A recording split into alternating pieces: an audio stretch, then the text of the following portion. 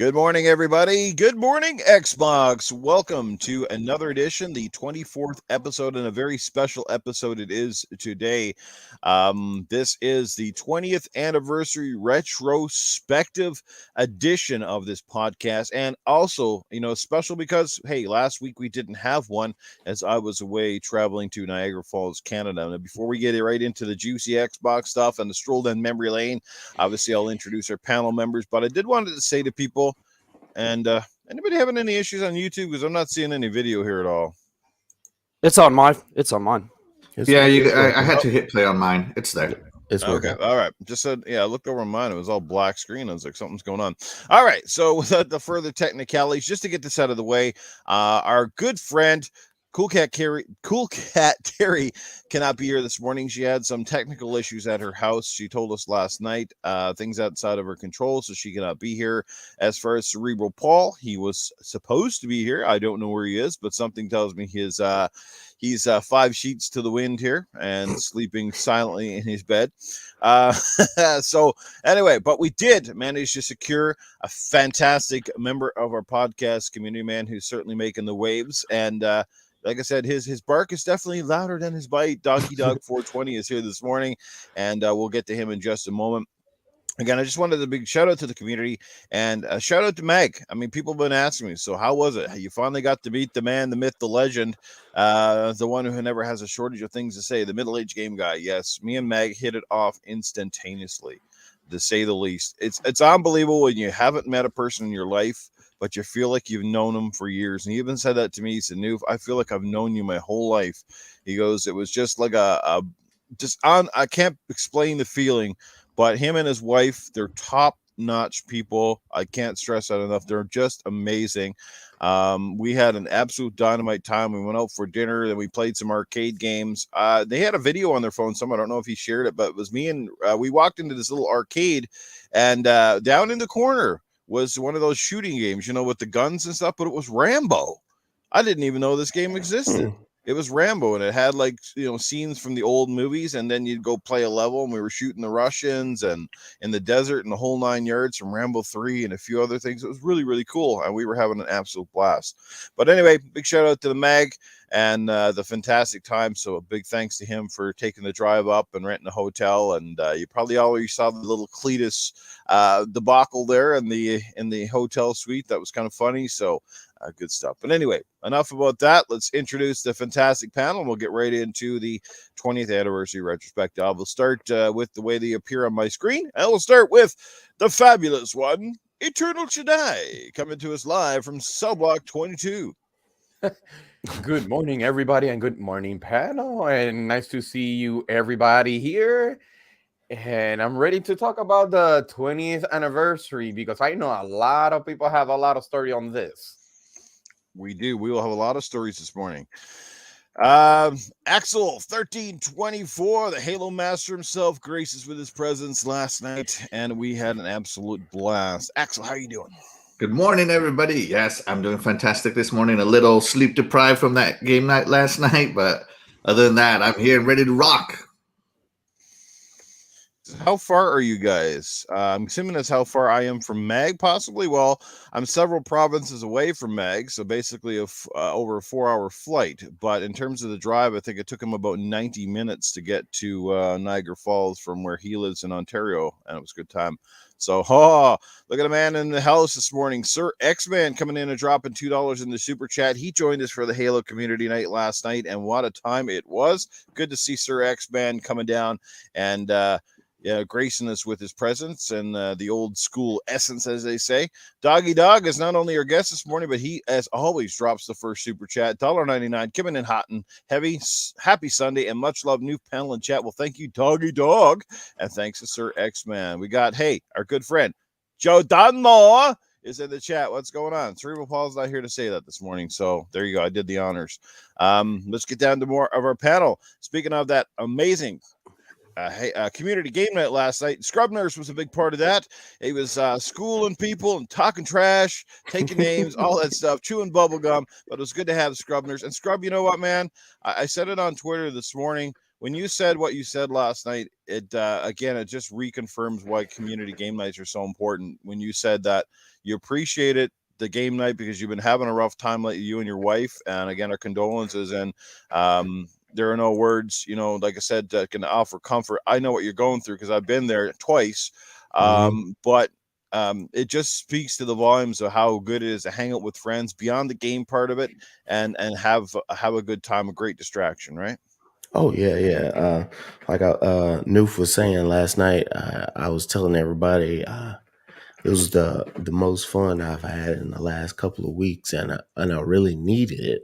And I just appreciate the community for all the DMs, the messages, the likes or whatever through Twitter, just reaching out. That just really helps. So if anybody's going through it, just a hello. Sometimes you don't understand how much that means to the person. So yeah, community game night was awesome last night. We had some fun.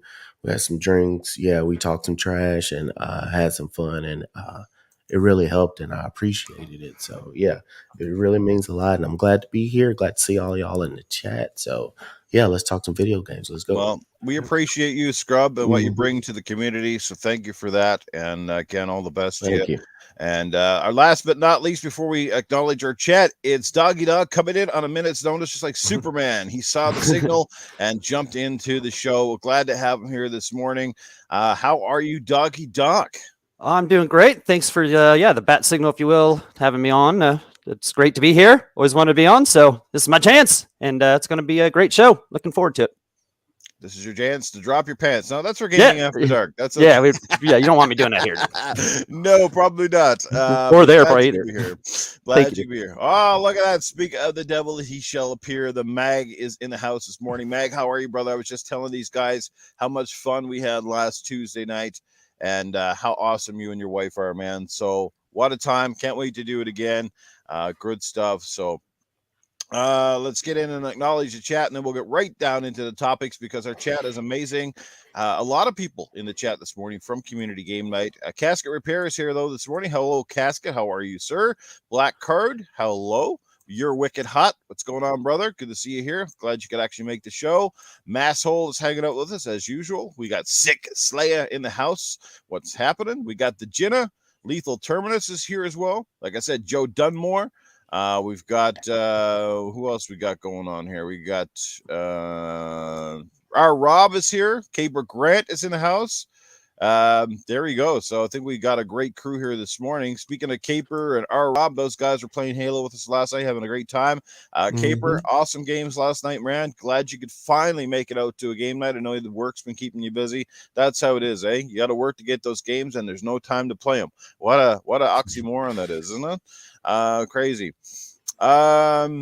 Yeah, man, Tuesday was fantastic, man.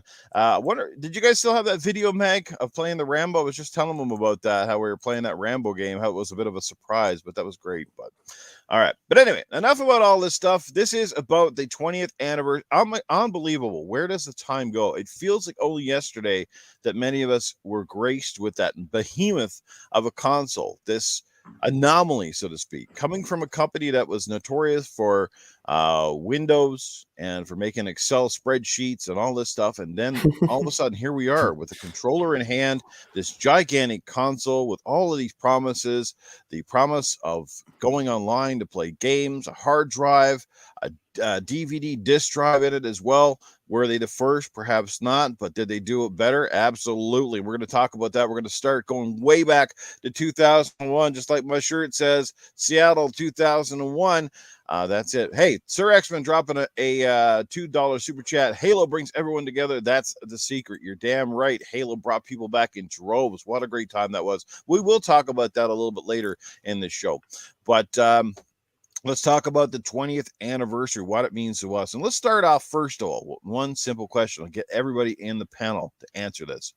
When you hear the word Xbox, the name Xbox, what does it mean to you in one word? Microsoft. Eternal Shaddai, Microsoft. Is that it? That's your answer, Shaddai? Yeah, pretty much. Because the first thing that comes to mind is Microsoft, because they're the one who actually created the system. That is true. How about you? No, go ahead. No, go ahead. No, because the thing is that nobody expected a computer company actually make a console. Mm-hmm. During those years, it was pretty much if you go even further, because I know this is a 20th anniversary, the first thing that comes to mind is NES, the Genesis, the Ataris, and all that. But who would have thought that Microsoft was going to come with their console in 2000? Knowing that during that year was between Nintendo and Sony, and Microsoft out of the blue just came out. Mm-hmm. And trying to I guess they were trying to try the waters on the gaming device, on the gaming field, Mm-hmm. knowing that they're only good for the services, the softwares, and all that. And that's what comes to mind, just the company itself, Microsoft, when you hear Xbox. Nice. Caper Grant's got a great answer in the chat. I don't know if the panel is going to say it, but he says Mhm. community. My God, does stole that ever mine. sum it up, doesn't it? Oh Boy, yeah, he stole absolutely. mine. How about you, Mhm. Axel, over there, Mr. Breakfast Man? You ready to roll? I'm ready. I'm done. How would you sum up Xbox in one word to you? Friends. Every Friends. memory I have with my Xbox, every epic memory I have with my Xbox is with friends, whether it be in the beginning LAN parties or Xbox Live like last night. It's always been friends. I've never gamed alone on my Xbox. Very rarely do I game alone. Very rarely am I not in a party talking to somebody. Mm-hmm. There are friendships that have stayed alive since I was in high school because of a Xbox, and there are friendships that I'm making now because of Xbox. So when I think Xbox, I think of my friends, and I think about all the awesome games we're going to play together, and all the crappy games we're going to play together, because some games suck. But even if they suck, I'm still having a good time because I'm playing with my friends. A lot of times I like to say this, having fun is not about what you're doing, it's who you're doing it with. Yeah. And sometimes some of your friends can take the worst game you've ever played and turn it into something amazing. That is another great answer. Two awesome answers from our panel members. Let's find out what Scrub does. And if you use the same one, that's cool. But what comes to mind when you think of the name Xbox? Oh yeah, it definitely took my word, community, because just coming together. There have been so many people that I would never met from across the country, sometimes across the world, that are friends on Xbox, and you talk to them and you play games with them like them, like they live around the corner from you, and kind of like in the video that they showed. For the 20th anniversary, there are people that I played with just like you did, Newf, this week, and then you end up meeting them in real life, and it's just like, man, I almost knew this seems like you've been my friend forever, and you've never met this person. You only talked to them through a video game. So the ability to play games, have friends that you can depend on to get on a game to play with you at on a multiplayer at different times, and then like I said earlier, to people reaching out if you're in problems. I've had a friend that him and his girlfriend broke up in the middle of the night. He drove from Houston to Louisiana just to sit and talk about it. He drove like 6 hours while me and another friend were playing Gears. I think it was 2. And while we were sitting there playing, he showed up and he talked about his feelings, what he was going through, how everything sucked at the time. And then next day just drove back home. But at the time he was really going through it, and he just wanted to talk to somebody, and he literally drove to where we were, and we sat down and talked and played video games and hung out. And it's and that was like 10, 12 years ago. So you didn't really have the social media aspect like you do now. So it's always great to have that. And a lot of people say, oh, because Xbox with multiplayer, and oh, it's the shooter box or whatever. But because of that, Dang you right it don't. is. Yeah, because because of that, you don't realize the friends and the people that you meet Mhm. at the time. So that's a great thing. So yeah. Wow. Great answer and a great story. I think we're going to hear a ton of great stories this morning, to be honest with Mhm. you. And then speaking of community, does it get any better than the man we brought in and to be our guest today, Doggy Dog 420? He's been there every step of the way. He's been a huge supporter. Like I said, and he's more than just a name in the chat. He's not only now Thanks, he's a guys. podcast member, but he's a great gamer, and you can tell that he always brings that youthful enthusiasm every time he joins a show, and we love him for it. And Doggy, we're glad to have you as a big part of this community. You're a fantastic supporter. I can't stress that enough. So many in the chat just like you as well. And you guys are amazing. Like I said, you're more than just community at this point. I think most of us can consider many of you family. As a matter of fact, a lot of people that are in this chat and the people that we game with are probably closer than half of the family that we have. And that is a testament to the strength of Xbox and what it brings. The more than just gaming. And see, that's the thing you can't explain to that average naysayer, that person that kind of hates, because they don't get that. They don't understand what this brings. And this is something that the other consoles have not been able to replicate, in my personal opinion. I have tried on PlayStation, and it's just not the same. And I don't know why that is. Maybe it's because Xbox was the first on the ground floor with this, like, that really did it well. I mean, Sega brought in the internet thing, but it was Xbox that really came up with this, the friend system and the party chats and all of these great innovations that they brought, and people have tried to copy and have never been quite the same. But anyway, let's finish off with Doggy Dog. Speaking of the man, what comes to mind when you hear the word Xbox? Well, thanks very much for that for those kind words, Newf. I am very lucky to be a part of this community, and that's kind of where I was going with that. Kind of what everybody else was saying was community, or I was going to say friends. I would never be.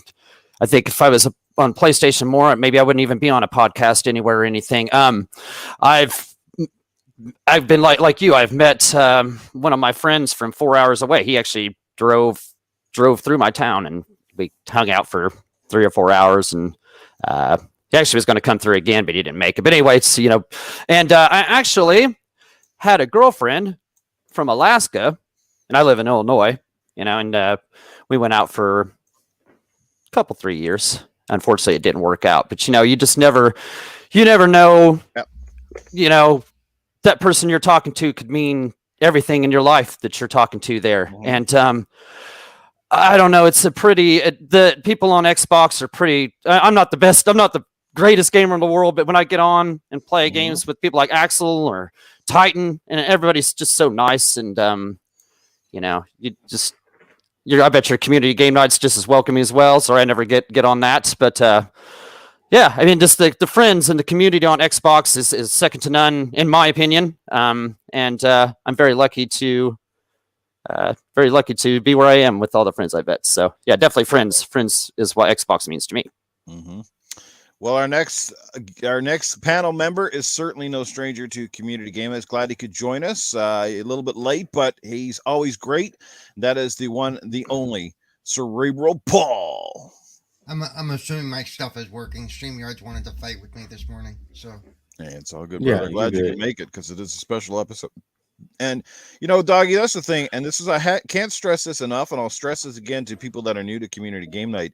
It is not about statistics. It are certainly not supposed to be about your statistics. It's about having fun with the community. Yes, I know a lot of us that's in our nature to be a little bit competitive. I think every single one of us has that competitive edge, and for some of us, we understand what games we're good at. We know which games we're poor at, and I think you have to realize that when I play a game that like Forza, for example, I love playing it, but I realize that 9 times out of 10 I never finish in the top 3. I'm always way down low. But you know what? Doesn't stop me from playing it. I love it. It's just fun, and I love hanging out with the community. And Halo, I never consider myself great at Halo. I always usually middle of the pack. I'm happy that I'm pretty competent, but I wouldn't say I'm amazing at it by any means. Gears is my jam, And Gears, when I play that, I get a little more ultra competitive because, Gears is that game to me. It's that one that I either love it or can't or hate it at the same time. And a lot of it depends on who I play with and the kind of servers and setup and stuff like that. But anyway, that's a story for another day. But again, community game night, it's about bringing people together, bottom line. And last night was to speak volumes because of Halo. Was the biggest crowd I've ever seen on a community game night. We had people almost waiting. You know what I mean? Like, it was almost like a waiting line, people trying to get in. So many messages. I haven't seen that in ages, where a game was that freaking nuts like that. That was blowing my mind the whole night. It was like, and hardly anybody left. Most people stayed for several hours and probably would have played till wee in the morning. But anyway, it was just absolutely phenomenal. Paul, you were there. You could testify to that. You've been a host of many of these nights and what it brings. But again, what I guess the first question is, what do you think, or what do you feel when you hear the name Xbox? What's the one word that can sum it up for you? What's the one word that can sum up for expensive? No, I'm kidding.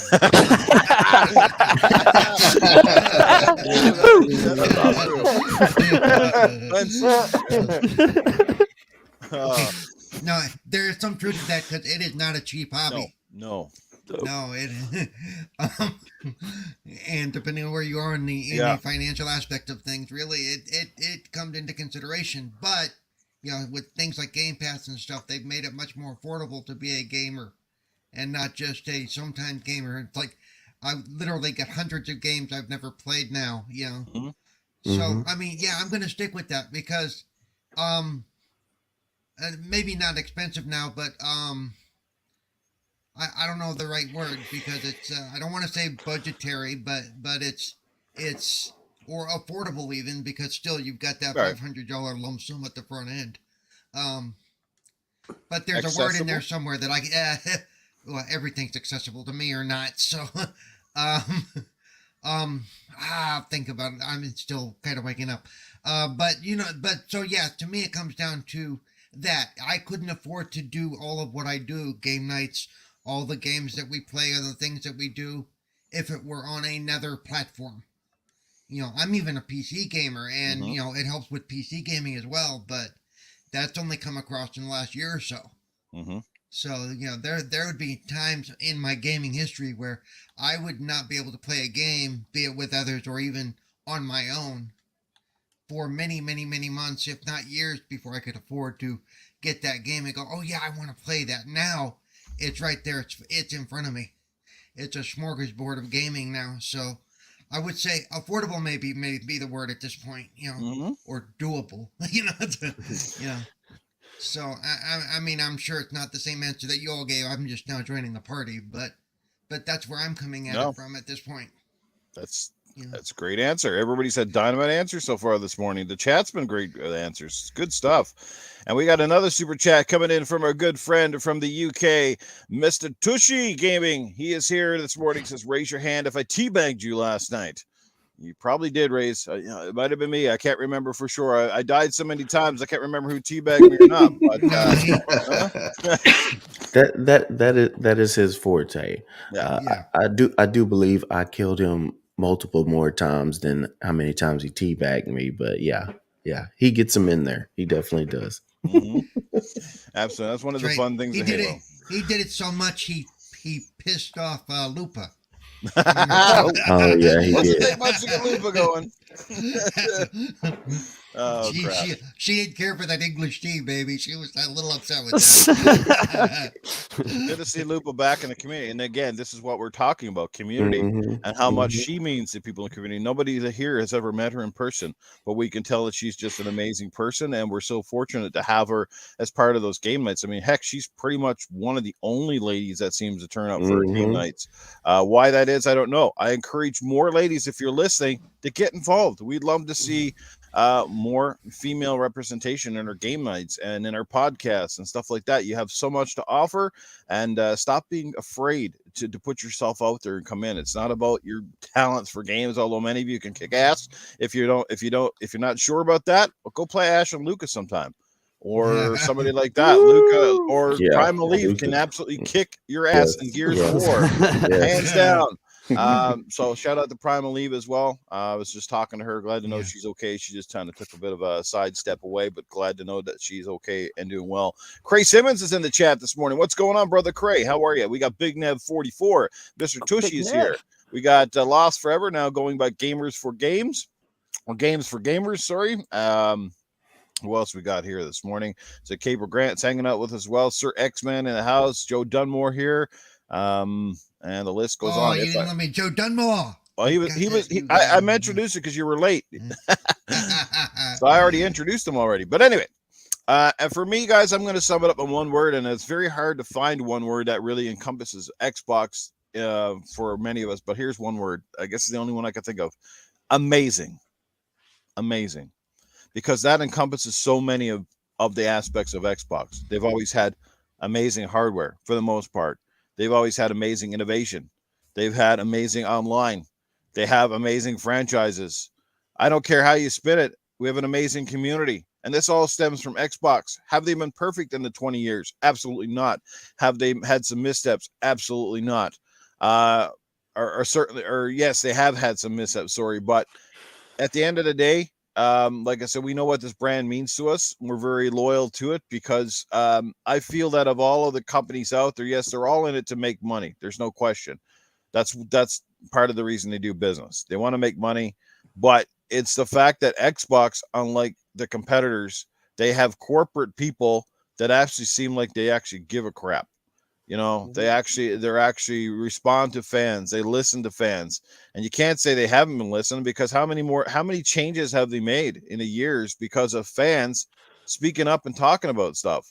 Sure, they've tried to shovel some stuff down our throats in the last 20 years, hence the Kinect and stuff like that a little bit. People were not very receptive, hence the early demise of that awesome device, by the way, amazing device. But it just was not well received. Again, that's part of just perhaps a little too soon, bad marketing strategy, all that. But I want to get realist back in. I'm kind of taking it off. I'm kind of moving us forward a little bit. Let's start with the OG Xbox. All right. I want to know how you feel about that one because really 20 years, we wouldn't be here without that console. We wouldn't be here without that massive multi-billion-dollar gamble from, again, a company that was not known for gaming. Now, Sony had only had one system under its belt by the time Xbox came out, and that was the PlayStation. So Sony was relatively new as well. But PlayStation established its dominance very early with PlayStation, being one of the hottest selling consoles of all time and really setting up the disc generation. The digital era really came into play with Sony. Xbox kind of took that one step further. They made this behemoth of a system, which came out, I do believe it was 1 year after the PlayStation 2. So they were a little bit later into the market, but they came out, let's just say, for the lack of better words, balls to the wall, swinging those things. And they're like, we're Microsoft, we're in gaming, and we're here to stay. And they made a big statement, bold statement, big black console, 4 ports in the front. I think only the GameCube had done that prior to. No, Dreamcast had it as well. Sorry, 4 ports, but very few. Obviously, the LAN in the back, but they were the first that had actual built-in hard drive. That was different. Nobody else was doing that. You had memory cards or limited storage. So they had the hard drive. They had this behemoth of a console, a gigantic controller, but people know it as the Duke, which quickly got kiboshed because it was just a little too big for most people's hands. But it has a loyal following. I know people that have. Who has a Duke here right now? Did anybody buy one? I didn't personally. I don't like the controller. No. But I got the original Duke. Yeah, you got the original. Yeah, I actually loved the Duke when because it was bigger and I thought it felt better in my hand than the smaller controllers. And I don't know, I had absolutely no problem with the Dukes. I especially love that the left and right trigger were also keyed into the front as the black and white button.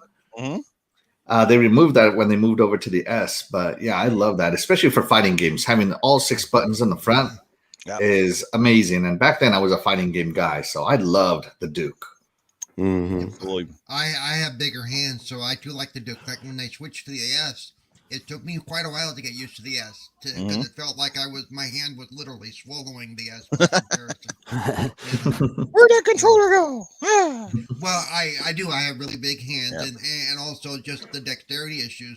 On the Duke, it was more spread out. Once I switched to the S, it felt much more cramped to me as far as moving my individual fingers and getting them to go where I wanted them to go. I still, to this day, sometimes have to look down at my hand to go, okay, here's the A key, here's the Y key, because I'm always, you guys do it by feel, and though I try to, I often hit the wrong button.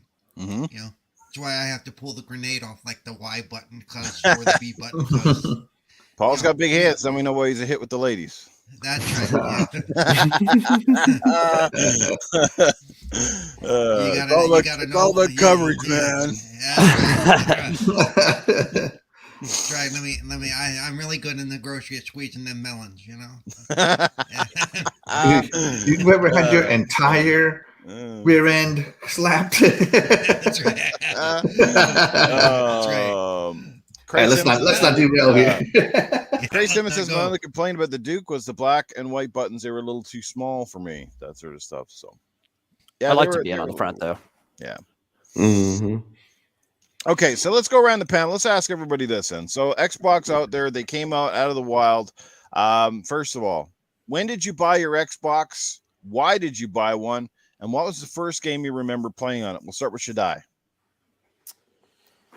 When did I get the Xbox? Did everybody here, just first up, hands up, did everybody have an OG Xbox? I didn't. Okay. I played it. Didn't. I played it. Yeah, I played it, but all the time.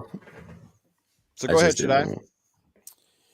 Well, let's put it the way I got my Xbox was I traded in my PlayStation 2 and the GameCube because I wanted something different. That was actually, and it will always be for the reason, is because for some reason when I was playing PlayStation, I felt like, okay, this is it. Is there anything new to it? And I kind of felt it was always the same. And I'm like, okay, you know what? Let me get the Xbox, trade it in. Got my Xbox, my OG Xbox. He was pretty much heavy. Yeah, he was really, really heavy. Never liked the Duke because I had smaller hands and I thought I was gonna use it as a boomerang on how big it was. so I'm like, this is way too big until they came out with the smaller version, which it was a little bit more comfortable for me. The first game that I bought, of course, it was Halo due to my friend Stitch. Because Stitch introduced me and a couple of friends of mine from school, and he invited us to his house to play Halo. Other than Halo, we were playing out also Mecha Assault. So pretty much you could say a lot of multiplayer. And when I got my Xbox system, so the first game that I bought was Halo, and then it came out with Brute Force and kept on going after that. A lot of games, like I know a lot of people play Fable. I seen it, never caught my attention. But I did play the Ninja Gaiden and the Panzer Dragoon Order. I play a lot of classics on that system. The good thing about that system, which it took me a while to figure it out, which Newf mentioned a lot of the really good features on that system, but there is one feature that caught me by surprise and actually loved it, was when you got the chance to download your favorite music and you could play it as a background when you were playing games. That was something that I'm like, okay, I never minded the music that came with the games, which that's pretty much every time. But sometimes I wanted it to mute that and I started listening to my own personal music while I was actually playing by ripping it. And that was a really good feature, something that PlayStation never did it. You pretty much have to insert the disc for you to listen, and you couldn't play any games. Xbox actually did it. That was something that I really loved that. So it's not because I bought the system just to listen to to music, which Great that was. Yeah. So Newf is good at ripping it too. Yeah. Yes. that is true. But that was actually the reason. I just wanted it something different away from the Nintendo, which, you know, just because I have an Xbox doesn't mean that I'm gonna push Nintendo to the side. That is pretty much my childhood. You know, that's my childhood. That's where I grew up on the NES.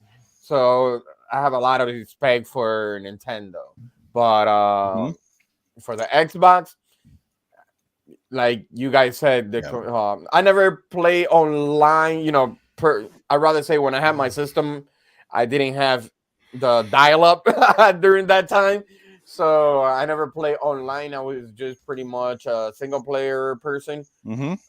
But then after that, which we're gonna talk about this later on the 360, that's when I started doing the online. But I have a lot of great memories on that system. I mean, playing with friends on the LAN, taking the system to another house.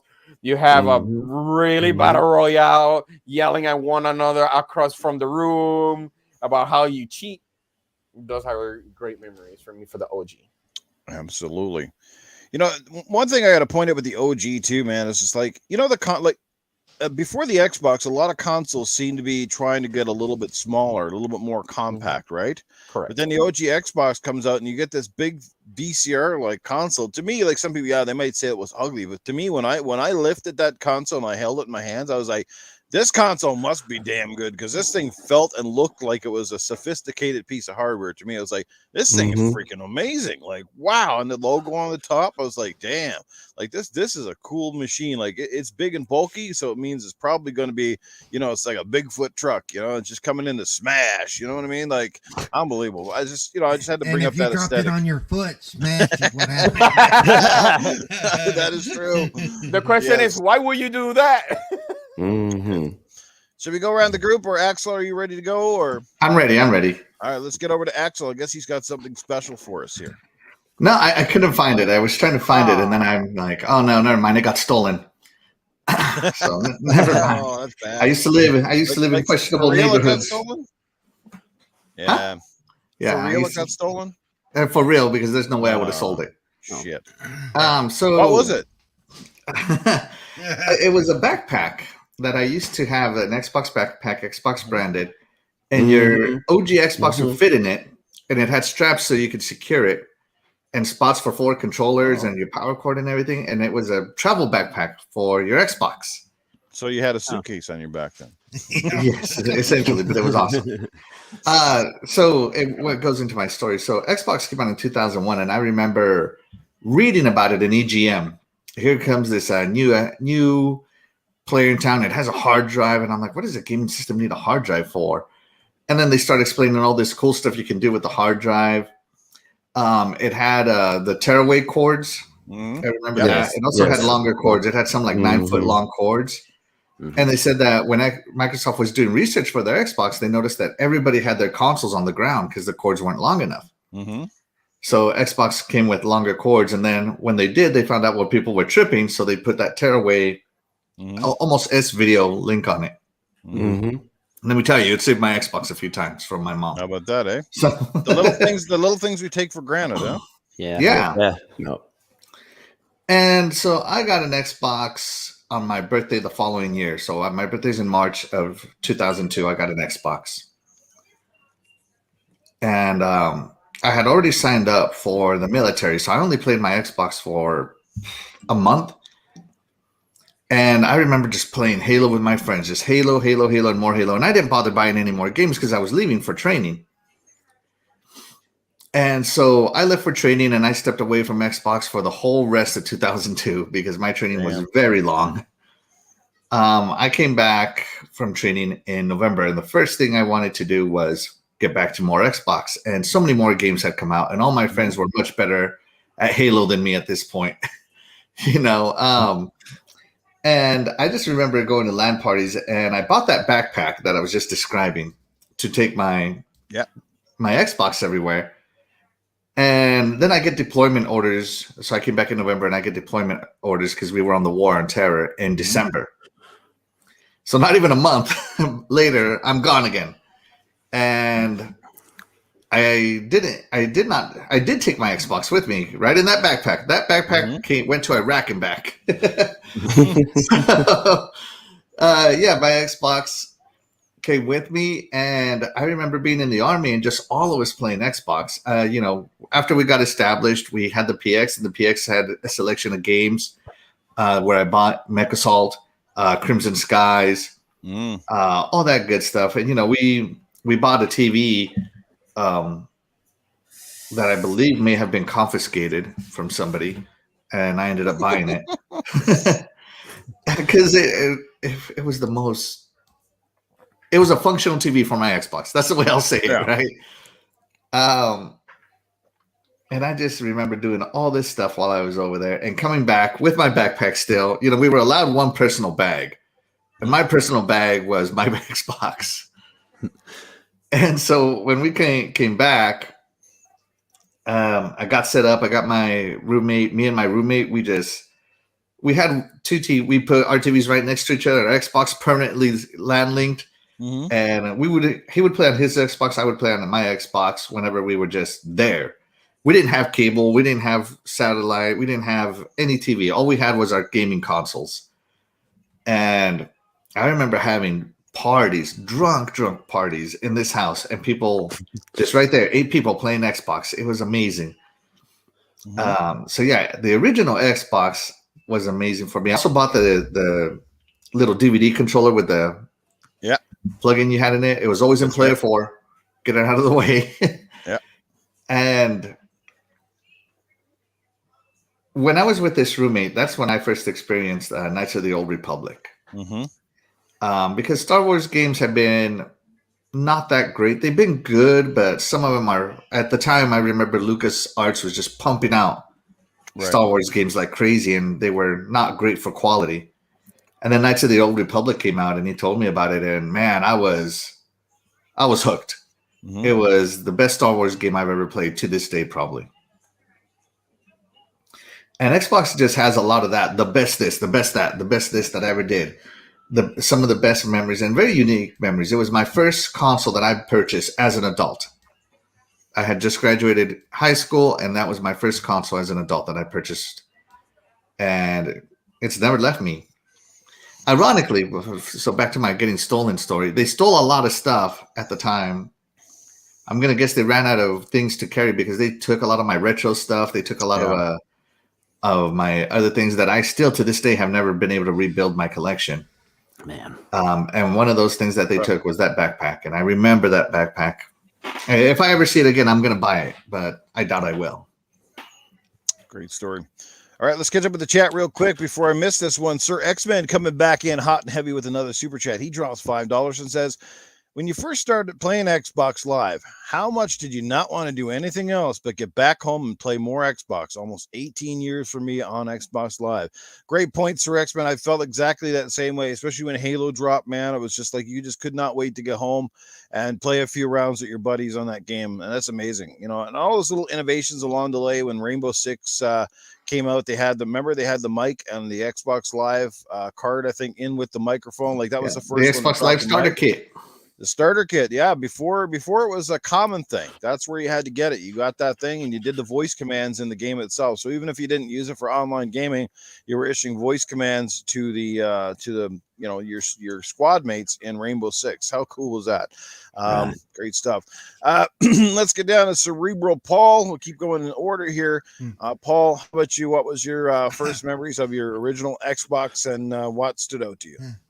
I always feel bad because you all come up with these elaborate stories. I'm like, yeah, I bought one.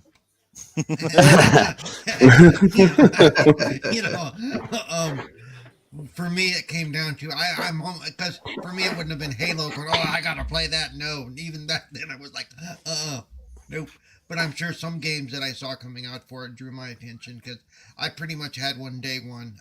I was, I was on Xbox Live before the majority of America was on Xbox Live, but I think for me it was I've always been a techie guy, and so when it came out, it had the hard drive, it had all that new technology that that Nintendo at the time before that I had an N64, I was all about the golden eye. Right. But so yeah, for me it was probably more the tech side, and it's always the tech side. Every time a new console comes out, be it Sony or even that's why I don't know if you remember last year when we were before the consoles came out. I was always talking about the technical aspects of things and what I saw, because that's what draws me to that stuff. It's not what games they play or whatever. Because I even though I don't play that much on the Sony, or right now I don't play at all, doesn't mean I wouldn't. It just means from a technical standpoint, there wasn't enough to throw me in going, okay, that's cool. But for the Xbox, it's always been, okay, that's really cool. And even though people give the Kinect crap, I thought that was a great idea. It was. Yeah, Paul. I loved the Kinect. Yeah. You mean I can move my hands or whatever and it will do stuff on the screen? Or for me, it ended up being I can play Madden and call audibles to the TV, and I wouldn't have to switch and push buttons to get those audibles to take place. I could tell the backs to move. Yeah, that's fantastic. Right. And I wish they would put that back, because that made you feel like you were really coaching the game, to me anyway. To be able to, hey, you guys need to move back a bit. They're going to throw long, Yeah. Yeah, you would think they would have options like that just using your headset, right? Yeah. I was always hoping they would put some of the Kinect audio options in your headset, but they've never done that, and I don't know why. Not just for Madden, but for the whole aspect of what the Kinect used to be able to do audibly. I could grab my headset and say Xbox on, and my Xbox would turn on. Right. I'm sorry, I did that too. I thought it was a kick. Yeah. Or when you would walk into the room and the camera would see you and boot up and Sign say, you "Hey, in. Paul," it knew it was you. Yeah. That was really cool. Those little touches I kind of miss. But going back to the OG Xbox, I couldn't even tell you what game I bought it for. All I know is I quickly gathered some games, including Knights of the Old Republic, and because I actually did some looking 2 weeks ago. There were like over 25 games at launch, the day it launched it. So I'm sure there was something in there that I went, oh, that looks fun. And I'm also sure that I had Halo probably day one. It just wasn't my game of, okay, this is really cool. Because back then, especially, I really wasn't that, even on single player, it was like, okay, this is annoying. The gun is flying all over the place, and anybody who played with me last night knows what I'm talking about. He's standing in front of me. He's shooting over my left shoulder. What the hell, Yeah. So that's what it comes down to me. For me, it's always been about the technical aspects of things. So I think that's why I come at all of this from a different perspective than most gamers. Yeah. Awesome. Oh yeah. So, let's get over to Scrub Nurse. What was your initial memories of the OG Xbox? Did you pick yours up day one? Did you get it later on? No, I was a broke college student, so at the time I was the guy on the couch. Everybody has that guy on the couch friend. And when I was in college, one of my good buddies, I would pretty much sleep on his couch. A lot of times we'd have parties or just hang out, and he had an Xbox, and we would sit there. I would buy a lot of the games, and I would come over to his house and play it on his Xbox, and we would sit around, pass the controllers, and he had the Duke, so I had to get me another controller because he only had one controller. So I got an aftermarket controller. So we just had blast playing games, and because I originally played Halo on computer, Windows 97, and that's how I got into Halo, was on my computer. But yeah, we had fun. We would sit there, buy games. I think a lot of times we would get shooters, and that's how I first started with me and Xbox playing Black. Black was one of the big games we played. Halo, and then we even played, because like I said, I was broke college student. We got this like cheap Walmart bargain bin game. It was like a paintball. It was like a paintball league game that we played to death on the original Xbox, just me and him just going to town. And I love the original Xbox, and that made me know because you had your PlayStations, you had your Xbox, and you could go. I mean, back in the day, you could go around. Oh, my friend has this game. My friend has the Genesis. My friend has GameCube. My friend has 64. So you would bounce around, and you'd be able to put your hands on it to see. All right, when I'm getting the next one, what am I going to get? And yeah, it was so much fun being able to sit there and play those games and all the stories behind the fun we had. I even had back in the day, you had the Duke, you had the regular Xbox size controller, and then do y'all remember how they used to have like mini controllers? It was a little bit smaller than the Yeah, regular controller. Mad Cats, And right? Made them. yes. And I had one of those too. And that's what I used to go around when I went to other people's houses when we did LAN parties. I'd just sit there and plug in, and I'd have that mini controller. So, oh yeah, those days with Xbox, I really enjoyed them. OG Xbox is really what got me into the system. But no, I did not own one, but I had many hours and days of fun on it. Nice. Great. And I know Doggy Dog said he missed the OG era initially, but did you ever own one, Doggy? No, I never actually owned one. Back when it first came out, I was more of a PS guy. You know what I'm saying? I had my PS, I had my PS2. You know, I had it. I loved that. You know, and like Axel said, I read about this Microsoft system, you know, coming out called Xbox. You know what I'm saying? I read about it in EGM and. Right. Yeah, and they were coming out with this new magazine called Xbox Nation, which was or Xbox something like that. It was a spinoff of VGM. That was their own thing, like the US PlayStation magazine. It's like, man, what is this? Had a Pentium 3, right? And a hard drive and all that stuff. And to me, it sounded more like kind of a computer gaming system, right? So it didn't really appeal to me. You know what I'm saying? I just kind of took it the wrong way, that how great it was going to be. My friend had one. So that I worked with, and I go over his house either sometimes at lunch or after work or whatever, and he'd be showing it off. You guys talking about those breakaway cables or whatever? He's like, "Oh, look, check this out. This is great," you know. And he hits it, and it rips off, you know, and it didn't move the Xbox and the controller. You know, it was cool how it had those black and white buttons on the front because, like Tiger Woods, we played Tiger Woods, and the turbo for when you're hitting on Tiger Woods golf was up on the shoulder buttons on the PlayStation, right? It was so hard to hit that. I think it was a black or white button on the Xbox, and you could just go back and he'd show you how you wiggle the stick back here, hit that, and go forward like that. And I was like, man, this controller isn't too bad. You know, I thought it was just some big bulky, nasty thing, but no, it was pretty cool. You know, and he showed off, you know, other games like Halo, the high heat baseball. That was cool. I love playing that. What was I gonna say? And then when the Soul Calibur 2, when that came out, I remember how jealous I was that they had Yoda and PlayStation had Spawn.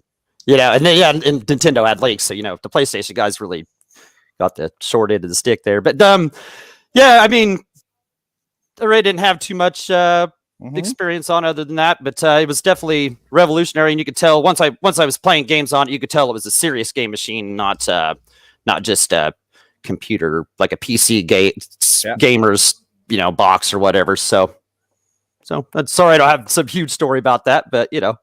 Hey man, I love the initial impressions though. You obviously got to see it firsthand, and I understand your skepticism. And you know what? Honestly, you aren't the only person out there that basically passed the original generation because of, again, those perhaps negative experiences with Microsoft, perhaps the perception of how they were going to be in the marketplace and stuff like that. So great valid points right there.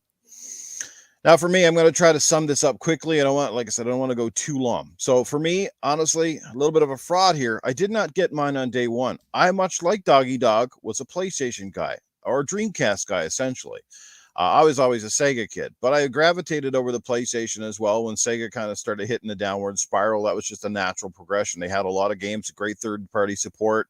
They were doing some great stuff, you know, the Gran Turismos and things like that, and great sports line. Like, there's so many great games on PlayStation, you know. So I did get into the PlayStation 2 era and stuff like that. And then finally, if my memory serves correct, I think it was 2003 when I had my first Xbox. Except if I'm correct, I did not have it when it came with the Duke. I had it when right around the first iteration of the S controller, and I believe it came with the pack-in game at the time. And it was remember the one? It was Star Wars: The Clone Wars, and it was a dual disc, so I had Clone Wars, and I think it was Tetris that came with it. So that was the one that I ended up playing first. But what sold me eventually was the online promise, and it was things like Rainbow Six. To me, I remember buying that Rainbow Six game with that starter pack and the headphone, and I thought this was the coolest stuff ever.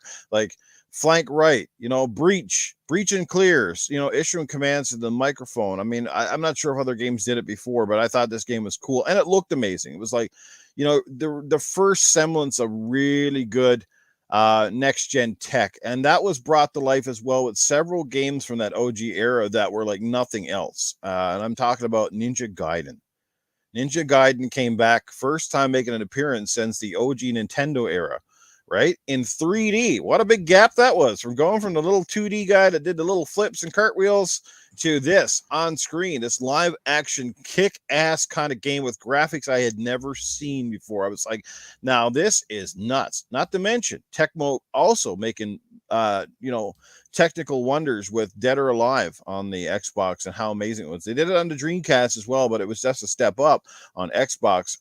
So Tecmo was a big part of that, and that was the thing. You know, I guess become the Dreamcast, it was that carryover support. I mean, the big surprise to me right out of the box with Xbox was how much support they had from the Japanese community. Being a new console, I was shocked. You know, you think then an American console first on the scene that they would have had next to no support, but somehow Microsoft pulled miracles out their bum, and they had all this support. There was all these Japanese RPGs.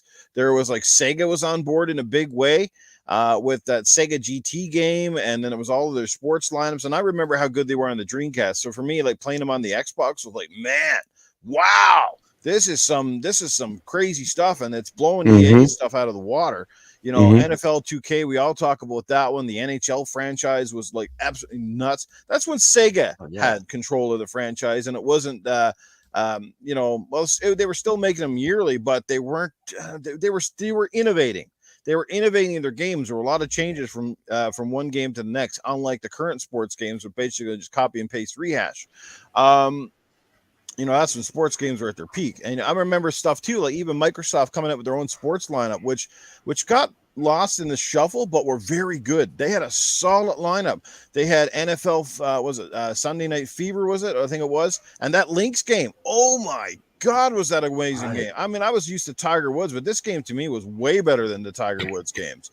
And it looks so good. You could play that today and it still looks amazing.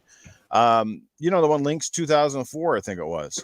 NFL Fever, yes, NFL Fever, and then they had the NHL, the game on it, and it was just there were so many things about the original Xbox, but of course, you know, I see when there were Halo obviously was the big one that most people remember, and that's the flagship title. But I did get on board with Halo at the time because shooters weren't all that big prior to Halo coming out. I mean, there was a few, but Halo was kind of the one that really started to turn. We were all playing GoldenEye, like you said, GoldenEye and Perfect Dark from the N64, but it was Halo that brought the online component in. It was Halo that sort of, you know, just really opened the door, so to speak. And it was, you know, the flagship title, but it was Halo 2 that really had me sold.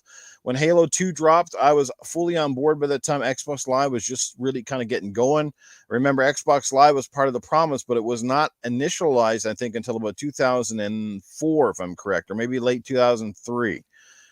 Correct me on that if I'm wrong, but I know it was not there at launch. For the first couple of years, there was really no Xbox Live. It was just another console with 4 player ports and lots of LAN and stuff like that. But, you know, and then, like I said, it's just the evolution of 360. But man, like I could say, like Xbox OG was just awesome. And it's really too bad that it died a quick death, so to speak. But I think Microsoft was smart enough to know, and I think it may have been a good thing, because I think if they had overextended the Xbox generation, perhaps the 360 wouldn't have been as popular, because they were very adamant at the time. It's not so much today in today's world, but back in the time, they always said if you're first out the gate, you stand a better chance than being late out the gate. And I think that was true, because 360 got off to a much better start.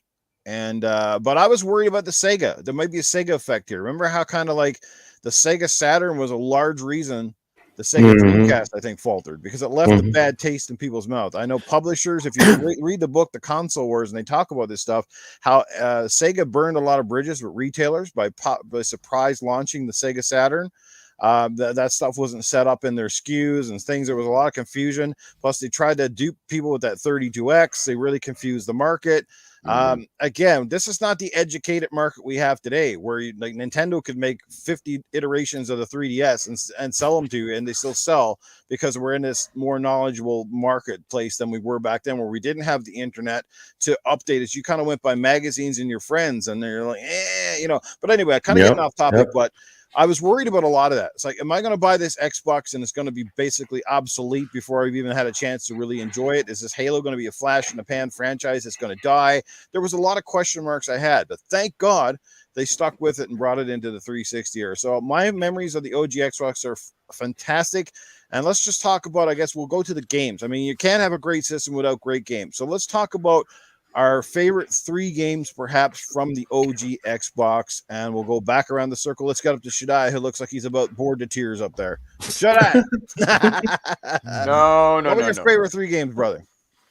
For the OG? OG, yep. Ninja Gaiden. Not for nothing, Ninja Gaiden, Jet Set Radio, and Panzer Dragoon Order. Nice collection. Nice collection. Great. Yeah, those are my classic. Even though, like everybody said, Halo is Halo. It's common sense, but there's always one that will pretty much you're gonna feel like it raised a little bit more of the bar. So for me, those are the 3. Great. So you got over to Axel. Axel, your favorite 3 games in the OG Xbox era. Shaddai took one of mine, so I'm replacing it in my head. Halo. So there used to be this game that was an army simulator kind of game. It was called Full Spectrum Warrior. Oh, yeah.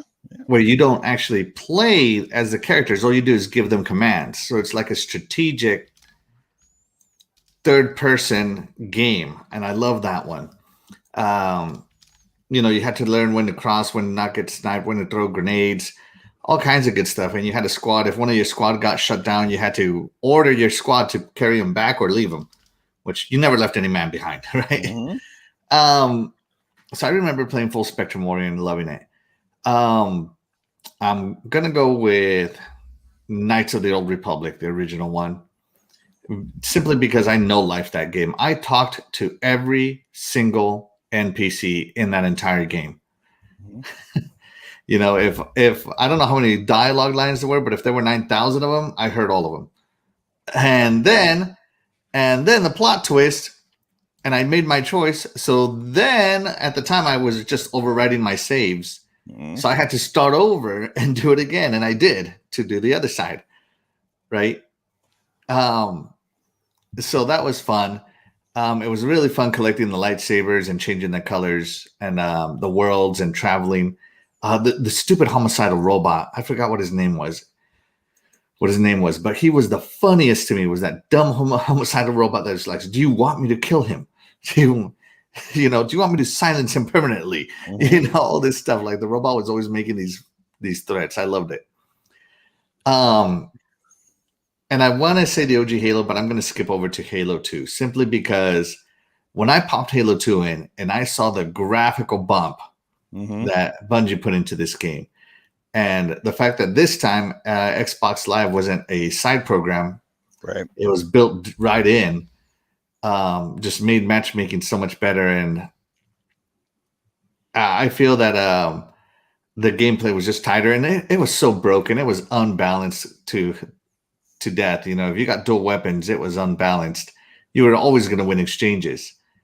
But yeah, Halo 2 is where I'm going to live with that. So those are my 3 best games. HK-47, yes, the man who got to take them horns. Thank you so much. Yeah, that's the name of the robot in Star Wars: The Day to the Republic. HK-47. Thank you. Yep. Great picks from Axel. How about you, Cerebral Paul? What 3 games stood out to you? Probably the Star Wars game, Madden 2002, Mm-hmm. because I would have been into that because I love Super Tecmo Bowl back on the other consoles. So Yep. I would have definitely dove into the football thing right away. And probably Dead or Alive 3, I believe, is what they were up to when Neo Geo launched. And so, yeah, I actually, even though I'm not good at them, especially against other people, I love the visuals of those earlier fighting games. I just thought they looked amazing. Mm-hmm. You know, the first time I saw Virtua Fighter, it was actually at Disneyland, and I about, died. I was like, this It's is a great amazing. game. Yeah, I love it. So yeah, those were my 3 that I can really remember going, okay, these are cool, and those are probably the first 3 that I probably got into really, Nice. So Let's give a shout out really quick to the chat. Our good friends Dreadpool in the house. We got Psychonauts here as well. Anthony Chipmunk.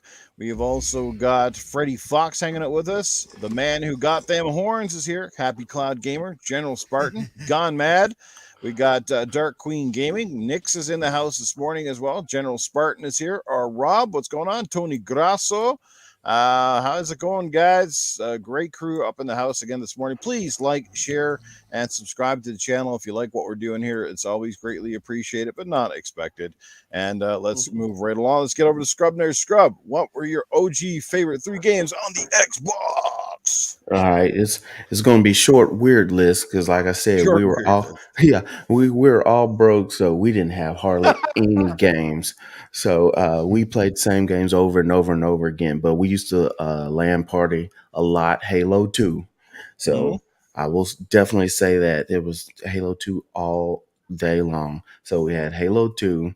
Then, like Cerebral Paul said, we played Madden. We used to 4-player co-op Madden all the time. So it was Halo 2, Madden, and I will probably say Jet Set Radio. We did have Jet Set Radio. So those are my 3. Great choices. Jet Set comes up in a lot of people's lists, so that's a great testament of how fun and just amazing that oddball franchise was. That's one of those, again, like Sega went out on the whim and made this oddball game that you kind of look at it at first, and of course it had those hand-drawn graphics, so the game doesn't really age like other games, and just like a mix of Tony Hawk and I don't know what you want to call it, a rhythm game, like great music and stuff in there. Very, very fun game. So kind of like a Simon Says game. Do this, do that. Like Yeah. good rhythm game. And then a lot of cosplayers doing Ulala. Was it Ulala? Ooh La La from Space Channel 5. Space Channel, yeah. I think it's something different. Ooh La La. Yeah, Space Channel. There you go, that one. But hey, let's not forget about Seaman. Oh, no, that was on the Dreamcast. That was a Dreamcast. Leonard Nimoy. Darn it. That's funny. Doggy Dog, like I say, you never had the OG Xbox, but if you could go back and turn back the clock, what games would have got you excited? What games do you think you would have probably bought? Well, Project Gotham Racing is cool. Right? And the Halos were cool. And another game that I played with my friend that I love, they bought. There used to be a game. It was also on PlayStation called High Heat Baseball, and they bought that. They bought that franchise off of 3 or something to put it in their Xbox Sports Network or whatever. Anyway, we religiously played that game. They might have still been on PlayStation or whatever, but yeah, they bought that franchise and never did nothing with it. I think it had something to do with EA Sports or something like that. If they wanted EA to be on Xbox Live, then you better not be producing your own baseball game or something. But anyway, we played that a lot. So those are 3 games that were awesome to me, when I got of what I got to play. So awesome. People have great choices. I saw Morrowind come up in the chat. A lot of people remember that game and how huge that was for the Xbox at the time. That was a great one. And not forget the BioWare titles as well. Knights of the Old Republic, Jade Empire was a classic that people are still to this day waiting for a sequel to. There you go. So many. Yeah, Panzer Dragoon. So many. I said I could stay here all day and talk about OG Xbox. Some of those are harder for me because I actually played them on PC if they were available that way, because my PC was more powerful than my console. Yeah. Psychonauts, he says, my favorite OG were Halo 2, Otogi, and Knights of the Old Republic. Otogi, yeah. I just saw that come up the other day. I think it was Failed Pyromancer showed off a copy that he had. So, he's trying trying to improve his Xbox direness or something like that. But anyway, and my favorite 3 games are like this, and they all have special meaning to me in a lot of ways. Couple that nobody has picked here on this panel. Obviously, number 1, Halo 2, right? Without Halo, and Halo 2 specifically, which was at the time the world's biggest video game launch, back when standing outside of stores for days on end, I mean, people were lined up. You guys remember the hype around Halo 2? It was unbelievable. Billboards, signage, ads and magazines, TV commercials. There was nothing like it. I don't even think Nintendo did stuff at this magnitude. It was on another level back then. And we take it for granted today, but boy, back then that was a huge launch for Microsoft. They had everything in that basket for that game, and it came out and it delivered in spades. Somebody look like you're going to jump in on that one? Okay. No. Keep going. Yeah, all right. keep going. It just looked like everybody's kind of waiting to say something. But yeah, what a launch. So Halo 2 for so many reasons. And we can all say, like, after the N64, that was your LAN party favorite. You had people to your house for LAN. I had multiple LAN parties. We all brought those behemoth Xboxes over, hooked them up to those crappy CRTVs. Sometimes they were no bigger than 14 or 20 inch, and you're squinting. But by God, it was great to have your own screen, though, right? Instead of everybody having, on the one screen together. Stop looking at my screen, Newf. That's cheating. Exactly. Yeah. Right? It was so good. It was so good. People looking over your shoulder, you doing this, see your friends always like this. Or they're trying to say, like, let me stretch. Yeah, walking around. Let me go to the washroom for a second. Oh, yeah, he's in the bathroom on that level. Yeah, that's where he is, little bastard.